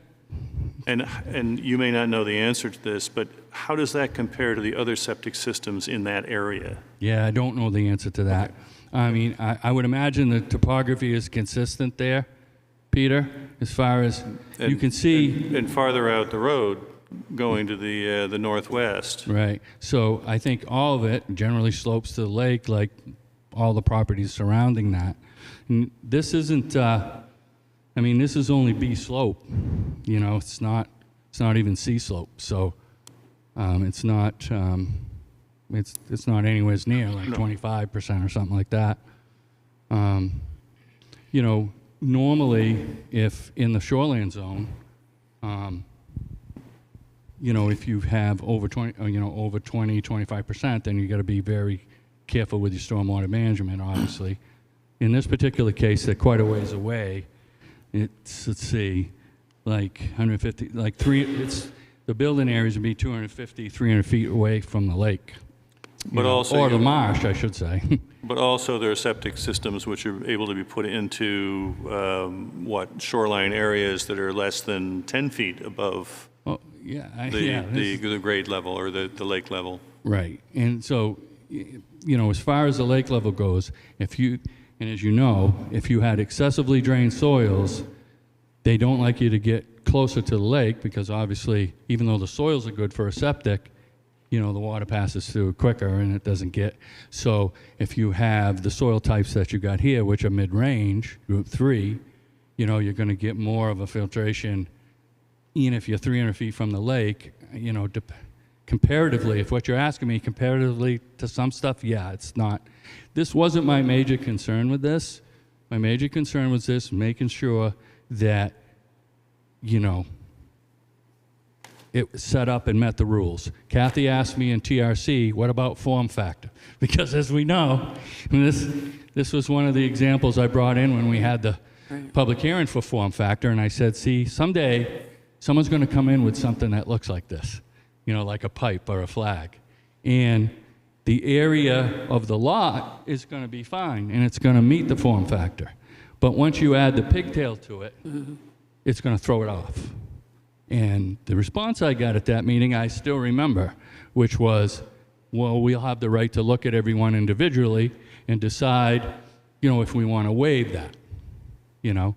And so I know that they originally set up for, you know, these little 5-foot things that went down to the lake that, you know, kind of jerry-rigged lots and so forth. I don't believe this one is that case. But if right now the form factor on this is like, if you go straight across, it's 19, which is fine. We can go, you know, up to 35. If you add this strip, kicks it up to 60. You know, like we were talking at TRC. Right. This one is okay, but obviously this is the lot, so you'd have to add it to one or the other, you know, because he owns the fee title in it, similar to my dad, my situation. As far as the roadway, it's a camp road. It's a gravel road that is accessed by the abutters some that had concerns. You know, it's a right to pass and repass by deed. There's nothing more than that. I don't believe there's a formal, you know, HOA or maintenance agreement for anything. I really don't, I'm not sure which one's a seasonal, which ones ain't. I'm sure the crowd knows that better than me. And, but, so I don't know what the maintenance history is right now. I mean, that's something I can find out. Again, this was more of a preliminary discussion. I've talked too much already, so if you get any other questions. Okay, any more questions from board members? Yeah, I have a question that goes back to my concern about approving subdivisions on these kinds of roads, and more specifically, whether this would conform to section 174(9)(e)(4) of the subdivision regulations, which I'm sure you have memorized. No, similar to the last on Canapatchee, this is a road that was created by subdivision, is on multiple plans, and has been used as a road for that purpose for several subsequent subdivisions. Well, I may get you around 674.41, but you know, certainly for a considerable period of time, the planning board was not approving subdivisions on private roads unless there was some upgrading. And in the case of my client, it was had to be upgraded to town standards. Yeah, this is the most recent one, 1981, that created this shape. Okay, that's the most recent one. There are prior ones that I have full size of that created the other lots and Turtle Island Road right away. Back, like I say, 79 to 81. And those are, of course, planned side by the planning board, but they're 40 years old. And so as far as the character of the road and Roger's response to that statute, I know a little bit about it. And so normally how I've always interpreted it is not so much about who maintains the road or how, whether it's private, whether there's a maintenance agreement, whether it's municipal, whether it's, an HOA, usually has to do, obviously, with the standard of the road. In Canapache's case, this was a paved road, 16 feet wide or 14 feet wide. In this particular case, more of a gravel road that I don't want anybody to yell at me, but I'm guessing it's like, 14 feet, 12, 14 feet wide. And it's what everybody uses now. And as far as does it meet, obviously it doesn't meet town Randy, specifications. could you speak up a little? Yeah, so my email of a year ago to the owner said, I've done this for a while, and my first suggestion to them was, well, let's see if we can even get to a point where it's somewhat plausible to do. After we do that, we'll go to town, which I did. I went to Tavis, then went to the TRC, see if there's any concerns there, and then I said, then we're going to have to get to the board to find out if there's any concerns with the board, regarding the standard of the road for frontage. Obviously, right now, you get a building permit on there, on that road. I don't think that's an arguable point. Whether you subdivide on that road may be a different standard, and I won't, I agree with that. What standard that is, or if that's possible, there's a lot of other factors for that. So tonight is an informational thing, so, if anybody Okay, has. anyone else? Okay, I'm I gonna- guess I would end up saying that the section of the lot in yellow that goes out to Turtle Island Road is not really a functional piece of that property. There's nothing you can do with that. And so in some ways, that would be a reason to basically ignore that as a problem with the form factor. Yeah, there isn't, but I mean, it is part of the property, yes. It's But going to be part of the property, and if it were to be upgraded at all, I know there's, everybody that's here probably understands the issues to it better than me, but, whether or not it could be upgraded or not for one additional lot, I don't know the answer to that. I mean, that's kind of why I'm here and the feedback. But the other plans that show this, that created not only this, but also Turtle Islands right away, back in that day, these were fine. And they got subdivided and they got approved by the town. Now, obviously, in 2023. Some things back then got approved that have come back to haunt us. Right. But I guess I would disagree with Peter. The form factor is part of the zoning ordinance, and we therefore have no ability to waive it. No, actually, you do. I didn't think so either, that they got the discretionary zoning part of that, kind of like you do with the reconfiguration of non-conforming lots, right, Kathy? Right. That you can waiver that. I mean, that was one of the bones of contention when we had the meeting with Rob, when the plan board asked him to come up with that. Yeah, it's part of the subdivision, yeah. Yeah. But, so you can double check on that, Roger, but I believe that the plan board can waive the form factor. So the other factor is that tail, which seems to be some problem, is servicing 1, 2, 3, 4, 5, 6, 7 other people's lots. Yeah, and So remember the to have it- number, it's at least 1, 2, 3, 4, 5. It's at least 5. Yeah, So so, this would make it 6. right. Yeah, so if the additional approval of an additional lot there would overwhelm the road as everybody else is now using it, is the standard that the board would have to consider. Correct? There are other lots further out that road, too. Yeah, I mean, that's what on we're the showing. peninsula.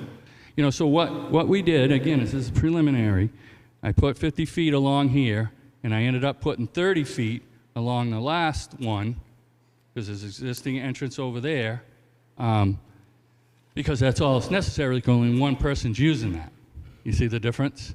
Where the 50 feet, you got you got the 5 or 6 using it. So we went with 50, and then we did a little 30 to get access to this.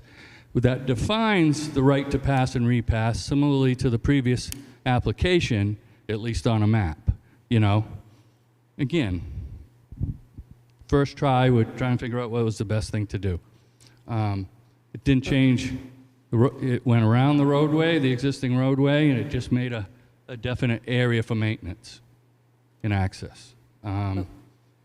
So, Okay. Planning board questions? I'm going to go to the public, because you wanted comments. I just have one last comment. You know, I think if this comes back in, we would need to look at what, you know, the final wetlands mapping and what the setbacks from the wetlands would be. yes, yeah, Right. absolutely.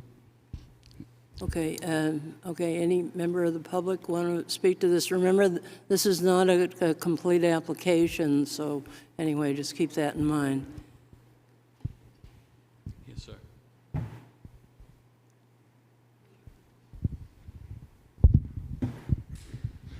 Good evening. My name is Charlie Horskin.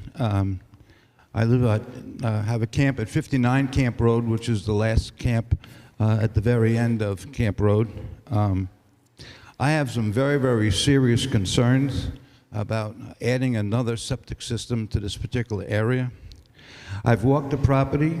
It slopes down towards the lake and towards the wetlands. A couple months ago, we had a serious rain that hit the area, washed out the small river that crosses the road that comes in, and the water came down, and you know that there's a wetlands area adjacent to the back of this property as it faces the lake. That was completely flooded as a result of the rain that came in. The entire area, I don't know how far up the water actually went because it was so flooded we couldn't get in to see it. The road was actually closed. But putting another septic system in there has the potential of sending more pollutants into the, we call it the Witten area. And that potential, to my way of thinking, is a critical aspect of what's happening in this particular part of the lake. We're just seeing too much junk going into the lake, and adding another septic system, I think, would create a serious issue. The other issue is the fact that when you put a second or 2 houses in, you're going to increase the amount of water running off the driveways, the roofs, and all that type of stuff. Whatever pollutants are in the driveways and all that, because the property is sloped towards the lake. Again, that may end up being an issue. I really don't know what the process is, but I would think before this is even thought and approved, that there will be a very extensive environmental study done to ensure that these 2 septic systems, I know most septic systems are good for a few years, and after a while, they begin, if they're not properly maintained, they begin to leach and begin to create issues. And because of the proximity of the wetlands and this part of the lake, over a period of time, it won't happen the first couple of years, but over a period of time, it's going to be just another thing that's going to begin to destroy the lake. I was also interested to find out who owns the road. On a personal note, I've maintained that road for the last 30 years, and I never received a penny or any thank yous from the owner. And I'm kind of surprised to see he's going with a process like this and spending the money to do this. I did all the repairs on the road after the flooding. I've never met the man. He's never said hello. So to my way of thinking, we have an absentee owner of the property, and I mean, it's just, it's not in keeping with what's going on in the area. Thank you. Okay, thank you.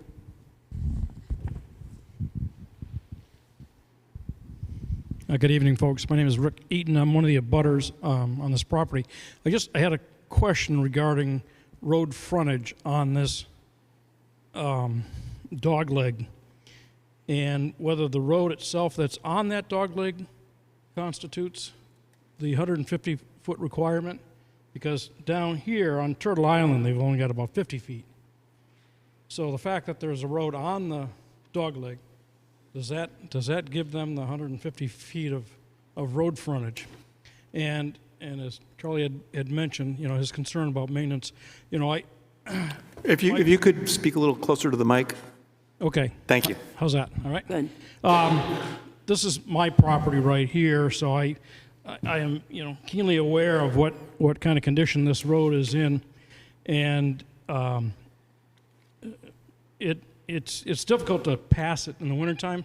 So I'd have a real concern about getting fire trucks, EMTs down here, if they had to get down to these houses down here. Currently, there's only one house that's year-round, and I believe it's this one right here. It may be over here, but I believe it's this one. So, and they only come up maybe during the holidays, so very infrequently. And, you know, we've noticed with a lot of construction that's been going on further down, there's been a lot of, over the last couple of years, a lot of trucks going in and out, and Turtle Island Road in itself has really taken a real beating. We had a major washout this past summer with a heavy rain, and we had a FedEx truck that went through and took out the railing, and I had to repair that. So my concern is this Turtle Island Road is on Tony Sinsky's property, who owns basically all this property on this side. The gentleman's 80 years old. I don't know what's going to happen 10, 20 years from now. You know, if he sells it, passes away or whatever, you know, I'm concerned about the amount of, you know, adding any more traffic on that road. It's fragile in itself. So, again, you know, my concerns are frontage on that, and you know, who's going to end up maintaining all this? Because it's something we're basically just doing ourselves. I'm one of only a couple of people that live down here year-round, and I take 99% of the responsibility for plowing Turtle Island down to at least down to Camp Road. And again, like he said, you know, we've never ever, you know, said hello to this gentleman, and you know, so we'd like to know if he's willing to have some sort of input in maintaining this road system if he wants to do this. So that's my input. Thank you. Okay. Thank you.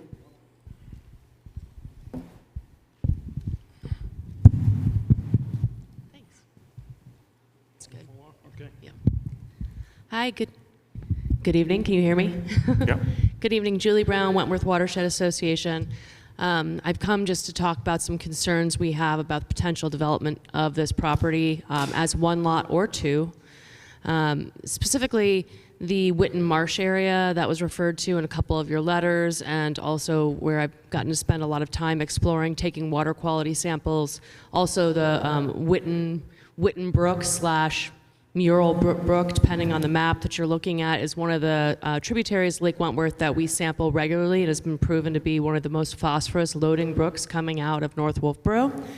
And so the ecological services that are provided by that Witten Brook Marsh are incredibly important to the lake health. And we've been watching a lot of aging in that marsh over the past 3 or 4 years. There's been a lot more vegetation, and the area on the tax map talks about how the shorefront of this property, it says this lot has swampy, marshy frontage not usable to open water. So the fact that it's being considered a waterfront property, I think, is a misnomer. And I would be curious what the intention would be if this were to be able to be developed. What type of water usage would be permitted? Beaches, docks? I don't know how that would happen on such a shallow area with so much marshland. Additionally, devegetating the land could create problems for additional problems with erosion and also stormwater. So the other real question that I have not ever been on the property. I'm obviously not the property owner, but I understand that the wetlands delineation is potentially inaccurate based on the tax map from neighboring property owners who've spoken to me. And so my request to the planning board would be that you would go for a site walk sooner than later, get out there, go look at it, see where the actual wetlands are. However, noting that this year is a drawdown year, and so a lot of the water that might be in the natural vegetated area or the marsh area will have been dried or released into the lake. So, and that would also happen on the land. So the water would be less than it typically would be. So if you're going to be doing soil testing or environmental testing, that you wait until the drawdown is completed so you get a more accurate standard as to what you're testing. Okay. That's it. Thank you. And anyone else want to speak to this issue? Okay. All right, Randy, you have a... Yeah, so that's good feedback. I don't know if the planning board has any other questions. I mean, obviously, the delineation would have to be to the standard any jurisdictional wetlands would be delineated to. I used what was available. I'm not necessarily saying it's inaccurate. It may or may not. Oh, sorry. So, so I understand about the wetlands delineation would have to be to the newest standard. The maps we used were available. They were done by licensed professionals, but that doesn't mean that it's the different line. Those would have to be vetted out. The site topography was LiDAR. It'd have to be vetted out with, on-ground topography eventually. I think the obvious takeaway with this that I need to know from the board, and nothing obviously binding or anything. So obviously there's the gentleman had a valid point about maintenance, or a maintenance agreement on that. I have not met the owners face to face, but I have dealt with them in phone conversations and online. So, I don't know if we could get them up here or what their status is at some point if that's what the board wants. I'm just going to relay the information that was presented tonight by the butters and what the planning board asked for questions, which quite honestly is what I already knew, what I already considered would be asked. I think as far as the frontage, though, that has to be clarified, because if you look at the map that is right in front of you that was approved by the board, it shows that the frontage was created on that lot. And so all I'm doing is this, all we'd be doing is the same thing. And so as far as the additional lot, I know everybody's talking about, nothing to be done on that, but right now it's an existing lot of record with approved septic design, or at least one that could be amended, that doesn't need planning board approval to be able to get a building permit. It may not even need shoreline approval, depending on where that thing, so I just want everybody to understand that. So that may not be to my client's best interest to tell you that, but it just happens to be the truth. Because yeah, someone could do that right now without coming to the planning board. Okay, well, certainly if you're coming back to us, I think you said that you would redo the wetlands, but I think we also need an environmental study. Study on what? Yeah. I mean, studying what? I mean, it'll get state subdivision approval, and it'll meet the subdivision regs. Okay, well, we can ask for extra things, so I just didn't want to spring it on you. Sure. I mean, as long as you tell me what that is, I can certainly answer the question. Certainly will. Yeah. Okay. It's kind of a general comment, Kathy, that's all. So if there's a particular, usually environmental study would have to do with something that requires either shoreline permit from the state, and they don't even do the data check. You'd have to have a wetlands permit or something else that would require the data check or an environmental study. In this particular case, one of the gentlemen mentioned the flooding. Show the flood zone on there in the map. Again, that's all I can do. I can't just use local history, to put on there. You guys understand that, correct? Okay, it's just a heads up. Yeah, sure.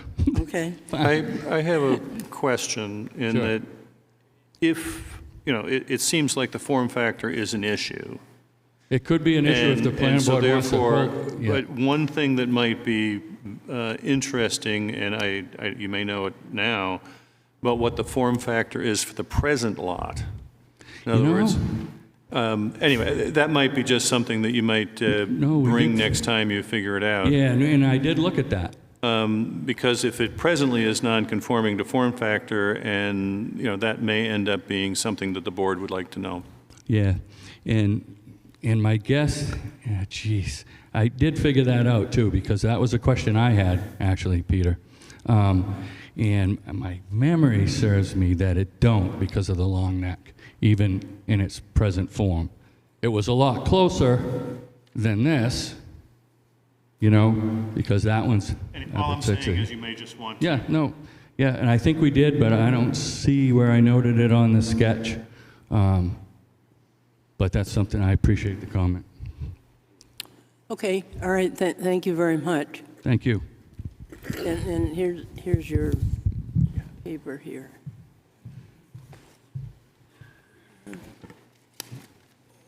Okay, all right.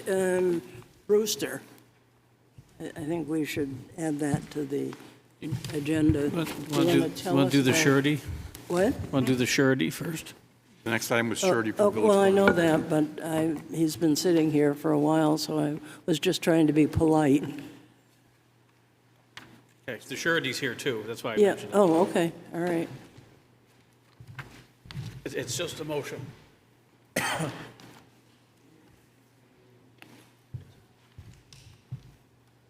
Okay, are you going to explain this to us, Tavis? Sure. So some of you probably recall, some of you may not, or some of you may only know where Village Corner Road is. Village Corner Road was a subdivision approved several years ago. There's currently a bond that is in good standing for all of those roadway improvements. Time bond was recently out there. You have a copy of the email from them recommending returning or releasing $200,506.55, which would leave $20,000 in change, give or take, for some minor shoulder stabilization and setting of boundary pins. I do want to mention to the board that one of the things that Ty and Bond said in their phone call prior to the email is that this is one of the best roads ever built in Wolfeboro. Oh, okay, any questions? I'll make a motion to release $200,506.55. Somebody want to second that? For the Village Road surety, yeah. Second? All in favor, please say aye. Aye. Okay, thank you. So next steps, I'll get a memo to the Board of Selectmen who can authorize that release, and then that will allow Mr. Doobie to either keep the bond where it is or reduce it by that amount. Okay, now we can talk about Brewster. Thank you. Tavis, are you going to explain to us about Brewster? So yes, I was contacted at the beginning of last week by Brewster. They had every intention of building the concrete sound acoustic wall, if you will, around the chillers that the planning board approved. It's my understanding they've been having trouble finding a mason to install that. And they asked if they could simply replace the acoustic wall with a solid concrete wall, which I believe now may even have a bit of a shed roof over it. And I mentioned this to Kathy. Kathy suggested it was a change to what the planning board approved. Peter Gilligan is here from Brewster to explain. I believe he's been in touch with his architect or his architect's acoustical engineer who can explain to the board how a solid concrete wall will or will not achieve the same or better or lesser result than the acoustic wall that was approved by the board. Depending on what Peter says and what information he's able to share with the board, I would suggest the board then has to make a determination as to whether it's a substantive change to the site plan, thereby warranting a new public hearing prior to amending the plan. Right, and yes, I did suggest that they come just to get a reading from the board as to whether, since we talked about it, quite a bit during the Brewster hearing, that we want to get your feelings on this.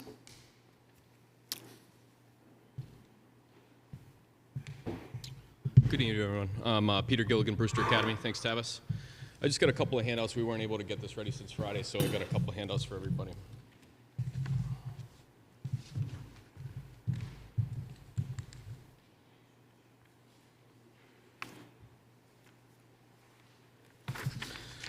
A little bit different than Tavis, how he explained it, but the gist of it is pretty right.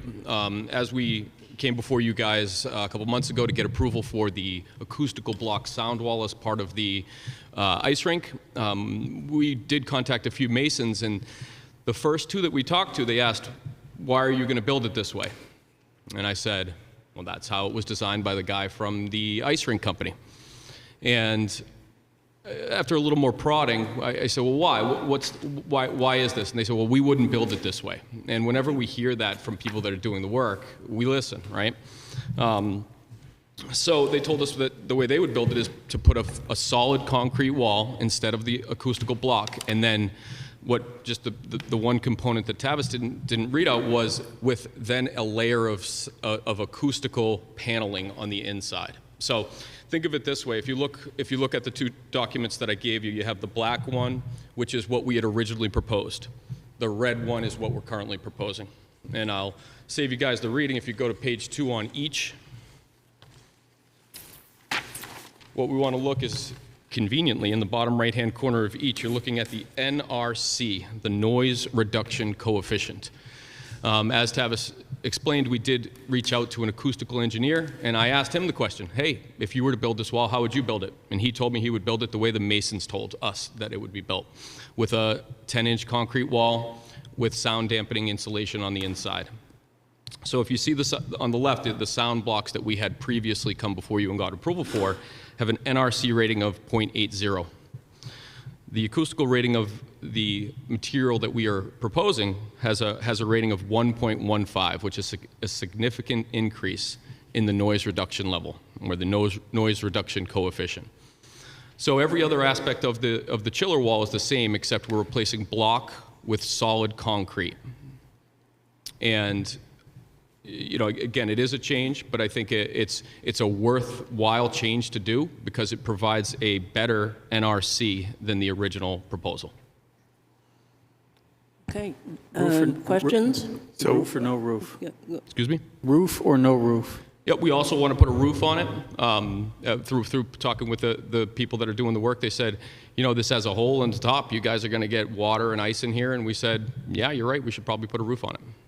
Solid roof, shed roof, aimed to the abutters, aimed to Brewster. Yep, so it would be a single pitch roof aimed towards the Smith Center away from the butters. So further dampening sound and putting any additional sound out towards our property where there are no butters. So with regard to the roof, I note that the first sentence at the top of this data sheet says that the mineral wool bat insulation is intended for interior partitions. Yep, it's waterproof, it's mold-proof, the whole nine, but that's its original intent. So you put it on the wall using 2x6s, and then you put a mesh on top of it, and that allows the entire wall to be a sound dampening insulation. And if you kind of think about it in a logical sense, right, you see each one of those blocks has a small piece of sound dampening insulation in it. What we're proposing is to put a 6-inch piece the entire interior of the surface of the chiller wall. What is the longevity of that gypsum wall or whatever? I mean, is it going to degrade over time, or is it going to be good for 50 years? I mean, it's rated for, I would say, at least the time that we're intending to have it. I would say 20 years. I don't know what the longevity is, but internally it's used, and it's inside of buildings and inside homes for generations. But that's not an outdoor use. This one is you think about it as semi-outdoor, right? So it's away from the weather. There's no water pouring on it because we would have the roof on it. It's kept in a state that is, you know, in its original state as much as it can be. So I have a question. Can I ask, so what sounds are you deadening? Are you deadening the puck against the wall? Are you skating? We're talking about the wall that goes around the chiller. Oh, just the chiller? The chiller Okay. wall. So that every other aspect that we had and all the other requirements that were given to us by the planning board, we've already fulfilled. This is the one that we're, when we went down to talk to Tavis about the building permit and we're talking with Jason, he, recommended that we come to talk to you about this new fold. So we're talking about a three-sided type deal? Nope, Like it's a gonna little be- shed with one side open No, all four sides, completely surrounded. and a roof? How do And a you roof. get in? How is it Excuse going me? How do you get in? Well, with the door, we'll have a door in it as well, so. and how does it breathe? It has an open section between the top of the 10-foot concrete wall and the roof. No, I mean, the chiller. How does the chiller breathe? It has an open section on top of the 10-foot wall, and that's how it allows. Okay, air to come vented in. there. Okay. Yep. So on the outside of the walls, which are going to be concrete, what was the decision made as to what's going to happen to those? Are they going to be painted? Well, Are they no- going to no get change. sided? Or what was the final decision? Does anybody remember? The final decision that we made when we were here last time was to put in what's called an EFIS, which is kind of like a stucco, if you will, because you guys don't allow concrete block or solid concrete. So we would still keep that same EFIS. It's about 2.5 to 3 inches, that EFIS membrane on the outside. So it would look like the current outside of our Rogers building has EFIS on the lower level. It looks like stucco is the best way to explain it. What would the roof be made of? Right now, they're proposing a metal roof. So wood on the wood trusses with a metal roof on top. And Stainless. so my concern then would be, would that act as a diaphragm and as sort of an amplifier from the vibrations of the compressor? How would you attenuate any sound that would go out through the roof? Yep. Yeah, that was my first question, Doug, too. I said, well, what about that? And what they will do is they have the way that they secure the roof on has like help with the vibration, and there's also insulation in the top as well to make it so that it can't vibrate. But when I spoke with the sound engineer who couldn't be here today, we tried to get him to come out, but we only spoke on Thursday. He said that he approved the design and we wouldn't have any additional noise coming from the roof. Okay. John? Yep. I think we had a discussion about the siding on the outside, and I don't remember an EFIS conversation. Do you, board members? No. I remember the word stucco. Discussion, I don't remember. About this, I thought The we word had. was stucco. We didn't say EFIS. We were talking about stucco. Nobody really does stucco anymore. EFIS is the new stucco. We were if you trying will. to conform with the architectural design guidelines. Yep. Yeah. And that's the same thing we talked about at the meeting, John. It was a EFIS. I think it's easily explained to people as stucco because people don't know what EFIS means. Okay, So so, let's just recap this. So we're basically putting the chiller inside of an igloo container, closing the door, and just letting it vent through its vent. That's the thing, insulated on all 4 sides, 6 sides, all 6 sides. Is that what we're coming down to, with the roof on it? Yep. I mean, all we're talking about a change here is the same exact design that we proposed to you guys before. We're just changing from block to solid concrete wall. A 4-inch block to a 10-inch solid concrete wall. And there's going to be a gap around all 4 sides between the wall and the roof, is that right? Exactly. Well, not all 4 sides. The side that faces the Smith Center will be where the airflow that Julie's talking about will be. And the other 3 sides will be, the wall will go right to the roof? Yep. Okay. okay, planning board members, you all set with this change? It does seem like it would work a little better. Yeah, as soon as, what we do is anytime, I think you guys know this, engineers design things, we listen, but when you talk to a mason and they tell you something, and then you talk to a second mason and they tell you the same thing, you listen, and you should. And, I'm happy that they did, because now we're getting an NRC level that is almost double. By the time we're all said and done, it will be almost double the NRC rating of what we originally proposed. So I'm happy with the change, and I appreciate you guys taking the time to listen to us tonight. Okay, all right, well, thank you very much. Yep. So don't we have to vote on it? I don't think so. Well, I would recommend the board make a motion to approve the change in material, okay. All having right. determined it's not a substantive change warranting a new public Okay, hearing. all right, well, I'll make that motion that the proposal is not a substantive change to what we heard at the public hearing. And in fact, it's an improvement in sound attenuation. Okay, You want to second it, Vaughn? Seconded. I made a motion. Does somebody want to second it? Seconded. Okay. All right. All in favor, please say aye. Aye. Opposed? Okay. All right. Thank you. Thank you all for your time tonight. See you for a permit. Okay, last item on the agenda is just a follow-up discussion on the housing meeting that we had. Since then, Tavis put on the planning board website rental information, New Hampshire housing, the latest research that they've done. Also, there were a couple items on short-term housing that I put on for people to sort of look at and get a better idea of what we were talking about. So does anybody have any thoughts? Because we're going to, this is going to be on the agenda at the next meeting. I just have a quick question. Okay. The Geordie Hutchinson parcel that he was working through, was that parcel just sold or under contract? And I have no idea. What was that? I have no idea. There was a 90-acre parcel for $2.5 million that was for sale over there, and I was trying to figure out if that was the same project. It may well be. All I know about that property is that the variance is still in play for another 11 months or so. Okay, but I did hear this afternoon that Geordie Hutchison was working with a new, I guess it's an owner if they've purchased the property, so. So in addition to the things that are on the website right now, it's on the planning board and it says housing over on the left-hand side. Going to be putting up all the definitions that people are looking for, so it's very clear what affordable means, what subsidized means, what all of those different pieces, all the questions that came up during the discussion a couple of meetings ago. Well, I did start a draft of just definitions for housing, just to, that I think if I can send this around to people, maybe they could add to it or something of that nature. And so we would have that. But, I think we've got to think about what we want to do.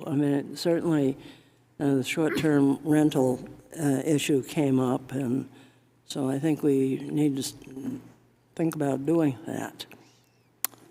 I have a suggestion on that. Okay. Rather than trying to define short-term rental, what I did for a number of homeowners associations was I simply put in a provision that you had to rent your house, or you had to rent your dwelling unit for 7 days or more, and that could be put in as a permitted use, or it could be put in under general provisions, but you basically allow the historic rental of people who want to pay their property taxes rent for 7 days. And I think that would eliminate a lot of the problem you get, which come from the shorter term rentals.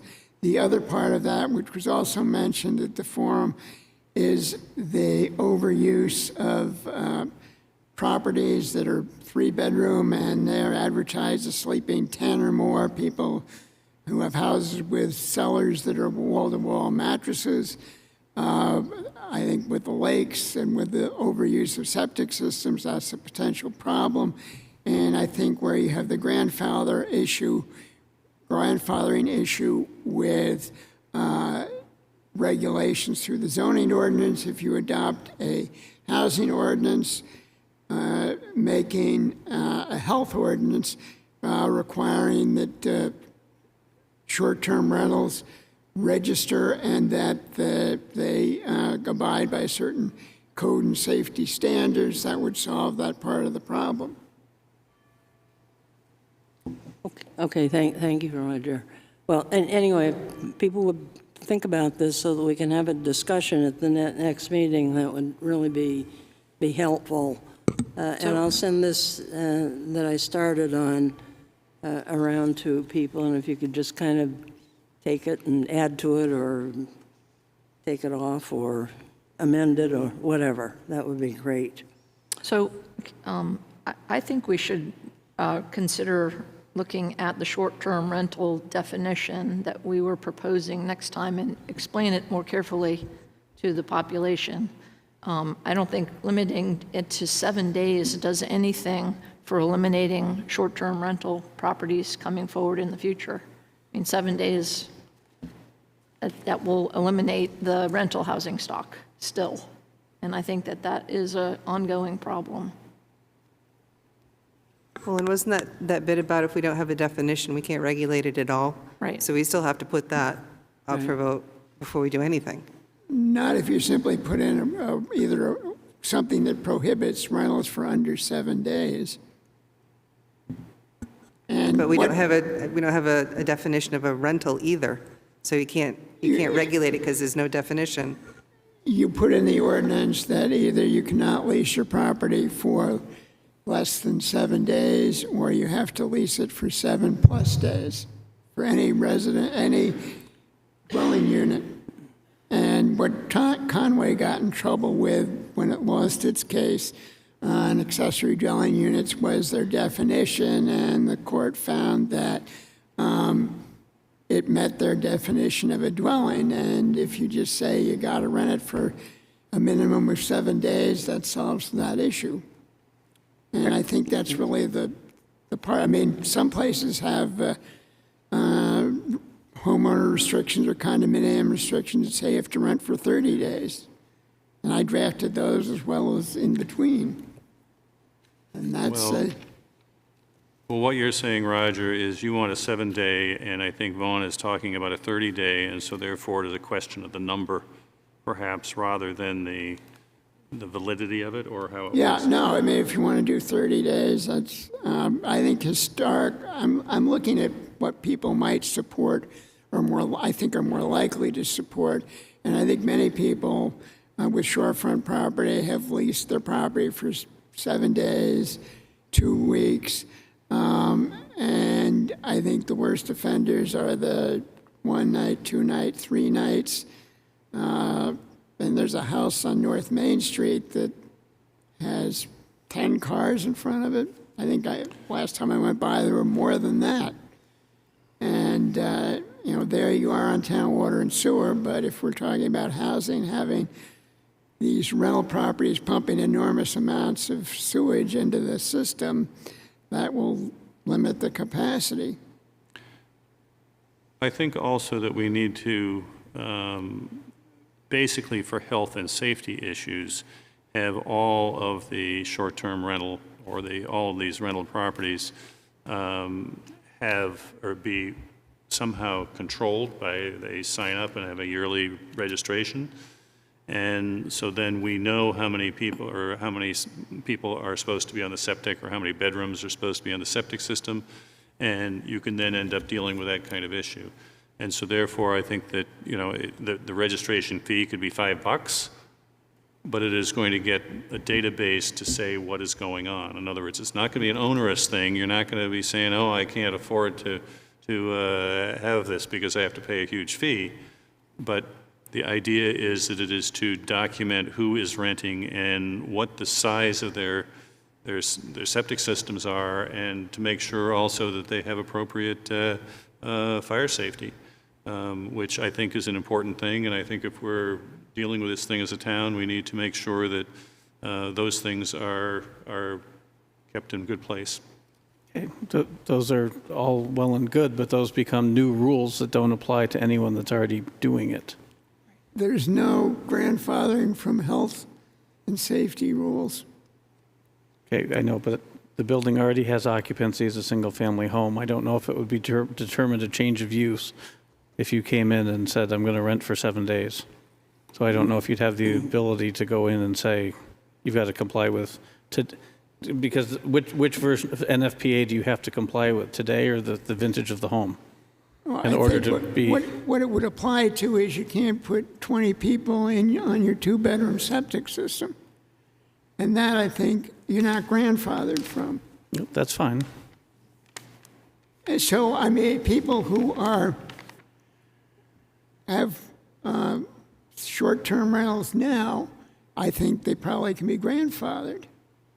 Unless we can come up with a clever way of saying that it wasn't a permitted use and therefore it isn't, since it wasn't a lawfully existing use at the time of a zoning change, it's not permitted.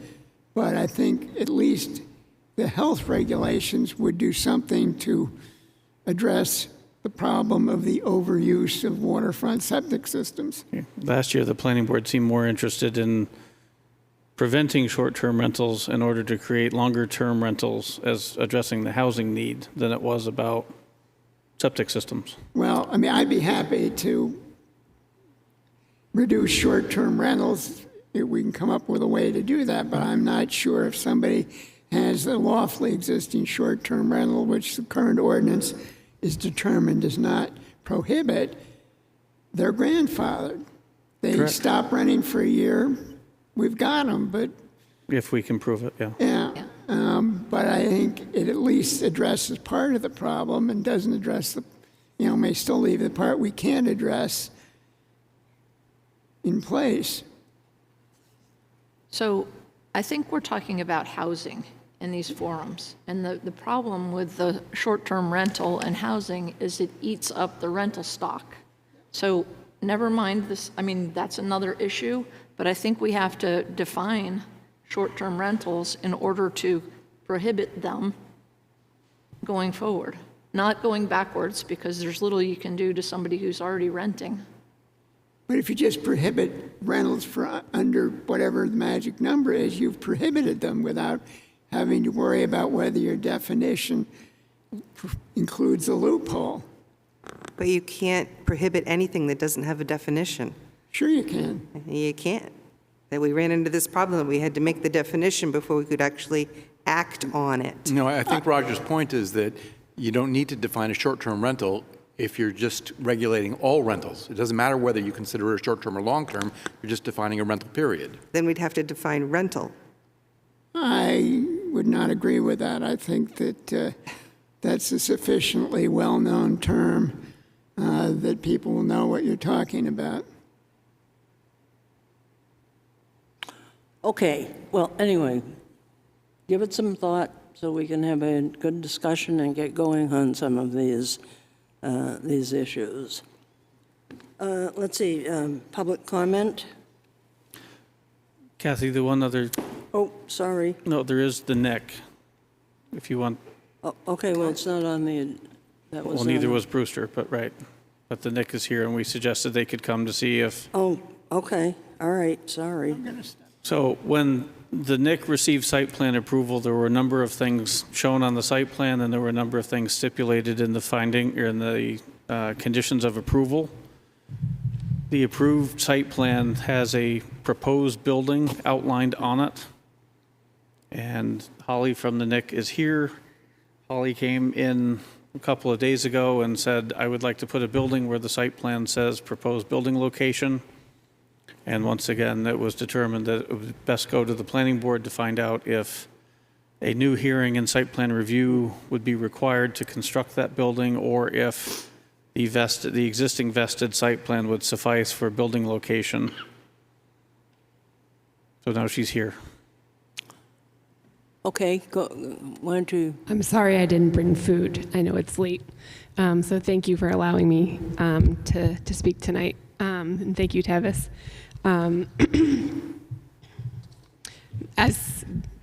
Thank you for introducing me. My name is Holly Williams-O'Coin. I'm the executive director of the NEC. And I just wanted to come and provide some information to you tonight. I'm going to hand someone some information. I don't have a copy for everyone, but I thought I would. Is it best? I'm giving Tavis some information about the NIC and what we think our building will do. I'm giving him a copy of the original site plan marked up with some information I'm going to talk about tonight. I am giving him copies of a draft rendering of the building we are proposing if we receive funding from the sources we're applying to. And I'm giving him a copy of the original site plan, which I believe was approved by the Planning Board Committee on May 7th of 2002. sorry. I like to come prepared. I'm sorry if it's a lot.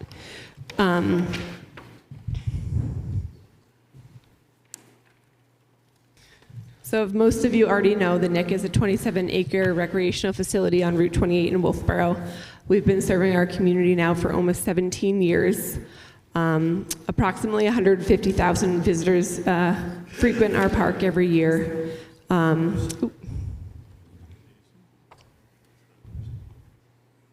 Do you guys want me to give you time to kind of look at that, or? Okay. Could you just say the date again, Holly? I didn't hear the date you said. Yeah, so I have the plans being approved May 7th of 2002. Thank you. Yep. So it's when we came to the planning board for approval of our site, which includes the 2 softball fields, 2 baseball fields, three utility fields, the track, the parking lots, 4 tennis courts, 2 basketball courts, and a future building site. So as far as the site plan review goes, it appears to me that with removing the areas of playing fields that you see outlined in red, the parking requirement for the NIC remains functionally the same. They would not install those areas in red. Those playing surfaces would be inside the building instead. The one major change since the original approval was the change in the stormwater regulations. But I believe Holly either has or can get her hands on a plan that indicates that the pond that is shown on the plan is sufficient to hold the runoff from the building. So there'd be no additional stormwater from the site per se. And to add to that, Tavis, if I may, on the original site plan, the future tennis courts that it lists are actually bigger than the building that we're proposing, which is 100 by 200. So we wouldn't be changing the impervious surface that was actually approved because we did not build the tennis courts or the basketball courts. Are we talking about the proposed building in the green space? Yes. Where the field is? It's to the right of Thayer Field. Okay. In the upper right-hand corner. So the approved site plan shows that area as the proposed building location. Now they're looking at putting a building in that location and foregoing the outdoor playing surfaces. So what I see here on the site plan is a significant slope. It's surrounded by a bowl. It looks like the building is right in that slope. What's the proposal for that? Yeah, so it looks that way on these plans, but we've been working with Frank from an engineer company out of Manchester, and he has done site plans for us at that location as well as where the original tennis courts are, and there would be minimal excavation necessary to put the building there. We've measured in a proposed 100 by 200, we would only have to dig in about 5 feet if at all, because there's actually room here to slide the building this way with not interfering with that field. So there might not be much excavation at all, but I can see where you see that in the picture. But we can certainly come back with those documents to show, as well as a site plan from Milestone Engineering that could show that. So really the question before the board is whether the board feels that a new site plan review is required for the building, or if this is...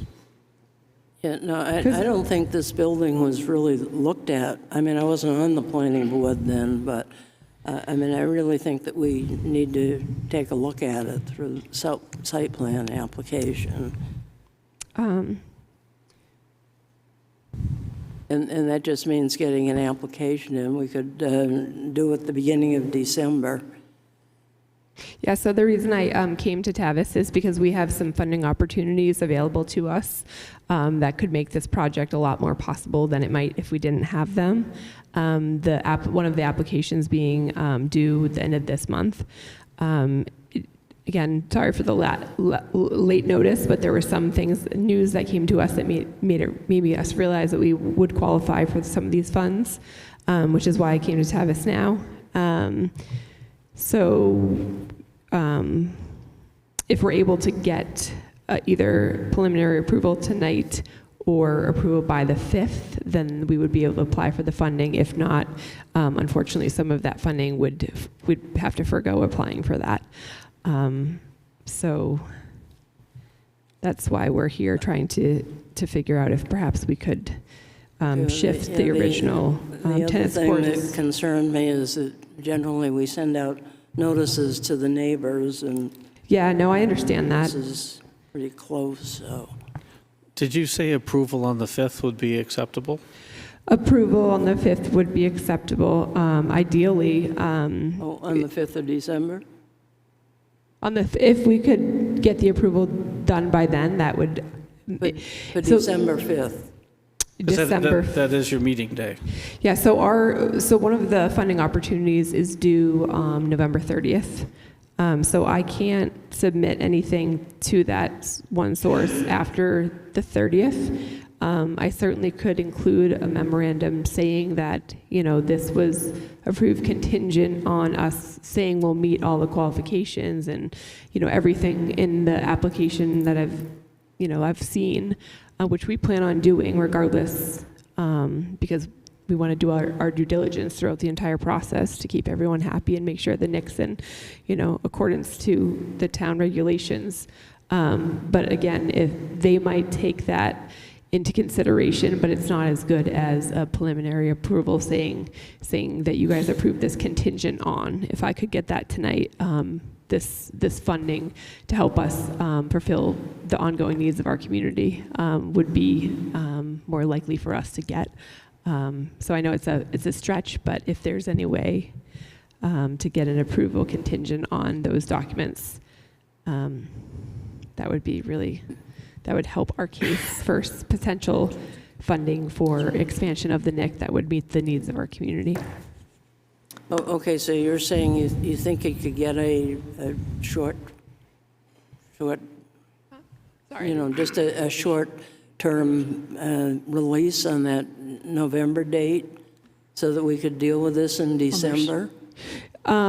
So one of the opportunities is the application for funding is due November 30th. Mm-hmm. So, like applying for all funding, there's opportunities and they grant funding based on a certain criteria. One of the criteria for this grant is readiness.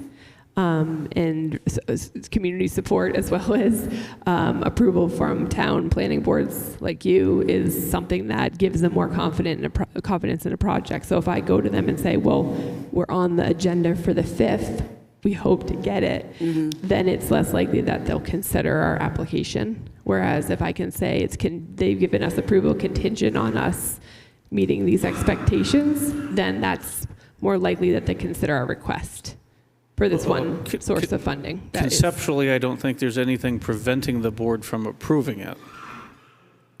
Right? Tavis, what was the year that this was done? What? What was the year that this was approved? 2002. 2002. How long does that approval last? Well, site plans are good for 3 years unless it's vested. I think it's arguable since 98% of the site plan is built that it's a vested site plan. So it's a valid site plan. So it's still valid, so she could say it's like on the plan, we're trying, right? On our applications and stuff, she's basically going to say that in 2002, it was a proposed, right there, it's still valid, so. That's one way to look at it. The other way is to say it showed proposed, we're now looking at it, the regulations have changed since 2002. We need to have a new hearing based on the changes that occurred from 2002 to 2023. But really, you can't do anything more until you find out if you have funding to go forward with new plans. That's how I'm seeing this. Correct. There is a bit of a chicken and the egg, yes. Yeah, so. You've already got the approved space, it's already on paper. So I'm basically coming to you guys tonight because I could look at it that way and I could submit this but I like to be honest and cross all the T's and dot all the I's, so I'm not coming back and begging for forgiveness because obviously I want the NIC to succeed in perpetuity, so I like to follow the rules. But in theory, I guess I could submit this to them and say it was approved, but because it says future building site, but so do the tennis courts say future tennis courts. Well, you could maybe do them again. You could do the tennis courts later. Yeah, no, we could, in theory, so I guess it really depends on how you look at it. So I'm hoping you'll look at it in the next favor, seeing how much we've done for the community, and that our intentions are just to provide more space with keeping all the regulations in mind. And obviously, once we go to put a shovel in the ground, we're going to have to make sure we're following all the regulations, both, as they've changed over the years. That doesn't, just because we have an approval doesn't mean we're not going to have to go for, the building permit. And No, you have to do all of that stuff, I have to too. do all that stuff. But you have to get the money to do all that stuff. Yeah, basically, yeah. So that's why you're asking for the grants. Yes.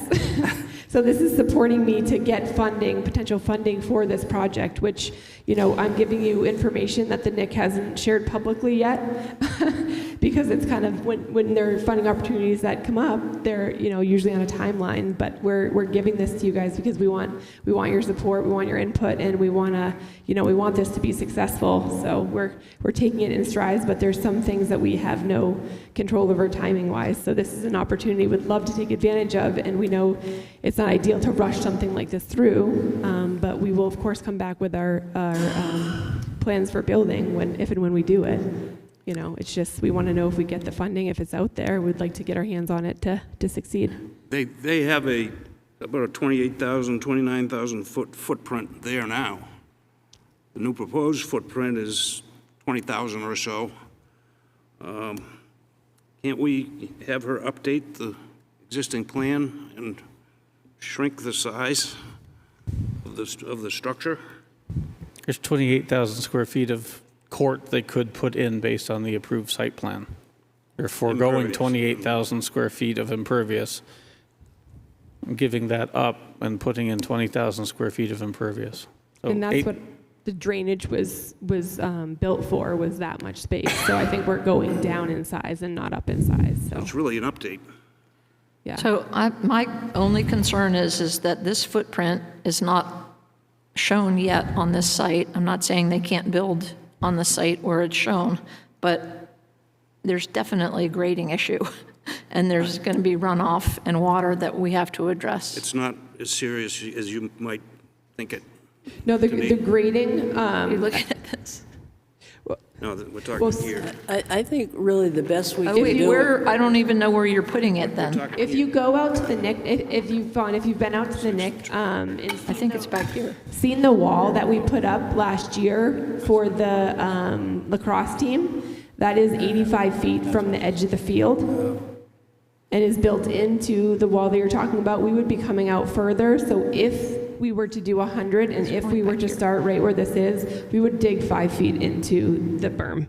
This picture is, obviously it was from 2002, but that was before the park was built. So there was a lot of dirt that was moved. So this was 2002 before the park was actually built. Since then, this berm does not look like this anymore, right here. But again, these are really great questions. I think that we could Okay, get those answers for you. I really think this needs a site plan. And we can offer you something on December 5th if you could get it into us, okay?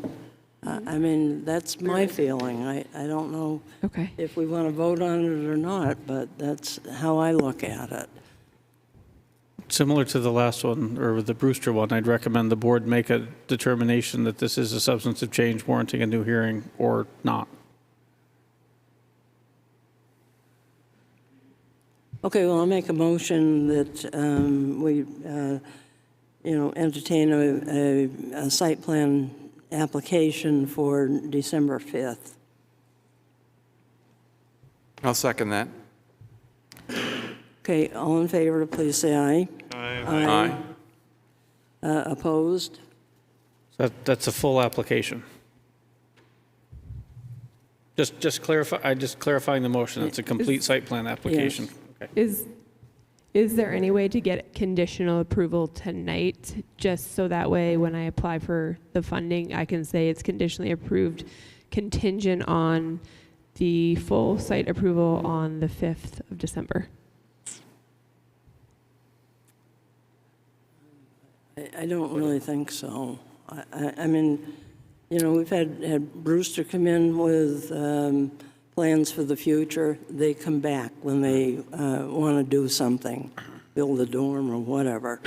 And so we've had other situations like this, so.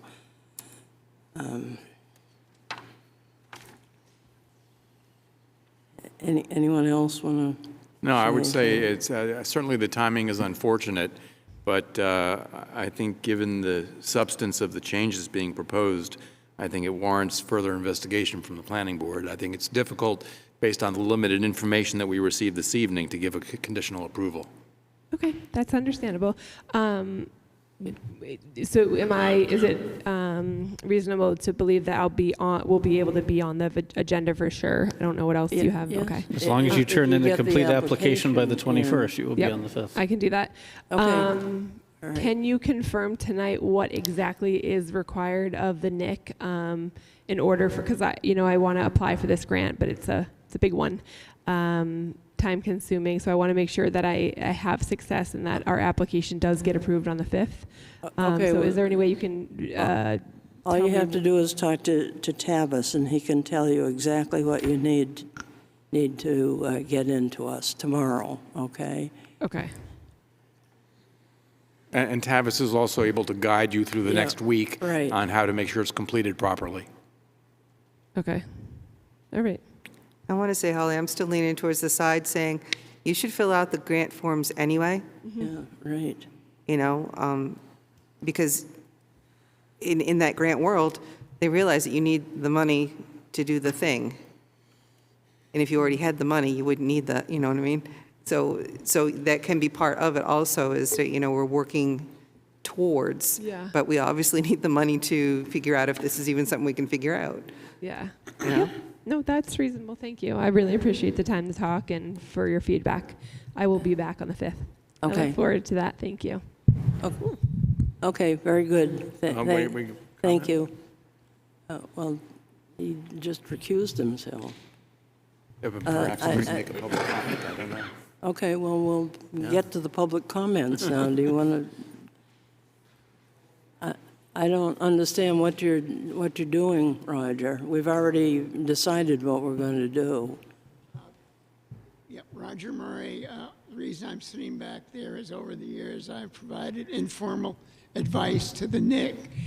And sitting listening to this discussion, question I had listening to it, it would seem to me that NIC should only have to produce a site plan showing that particular area where the building's going to go within the envelope, and not a site plan for the entire property, which has already been approved and shows this building envelope, because the access isn't going to change, lighting, except for on the building, isn't going to change, trash removal isn't going to change, and that, I think, would make a big difference in them trying to get their application prepared and the specific items they can address with Tavis. But is it correct to think that they only need to show that part of the property on the new site plan?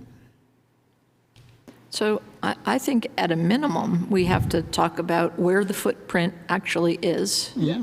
And what the grading actually is, and what the drainage actually is. Those are critical. Yeah, but you're looking at that building envelope and what's happening within that. Right. Probably be a long list of waivers for full site survey, things like that. Yeah. But it's just so improbable I get it. with what's shown here. Oh, okay, all right, moving on. Public comment. Any member of the public want to say anything to us? Okay. Minutes of October 17th, 2023. I believe that I am actually not an alternate on the board. It was a member absent, and then it says alternate. Oh, good grief, okay. That's correct, and it has Steve Webster as a member. I was not here for various reasons, but I have watched the whole meeting, and two things. One is that I was very impressed with the comments made by the public. And the second thing is that I was exceedingly impressed by the way it was presented on video with the speakers seen and the board members seen. And I was just impressed by the quality of that production. Okay, so we need to change Peter Goodwin as absent, right? Just absent. Yeah, okay, And then also change Steve Webster as an alternate rather than as a member. okay, all right. Okay, remember yeah, okay, good. Anything else? Roger?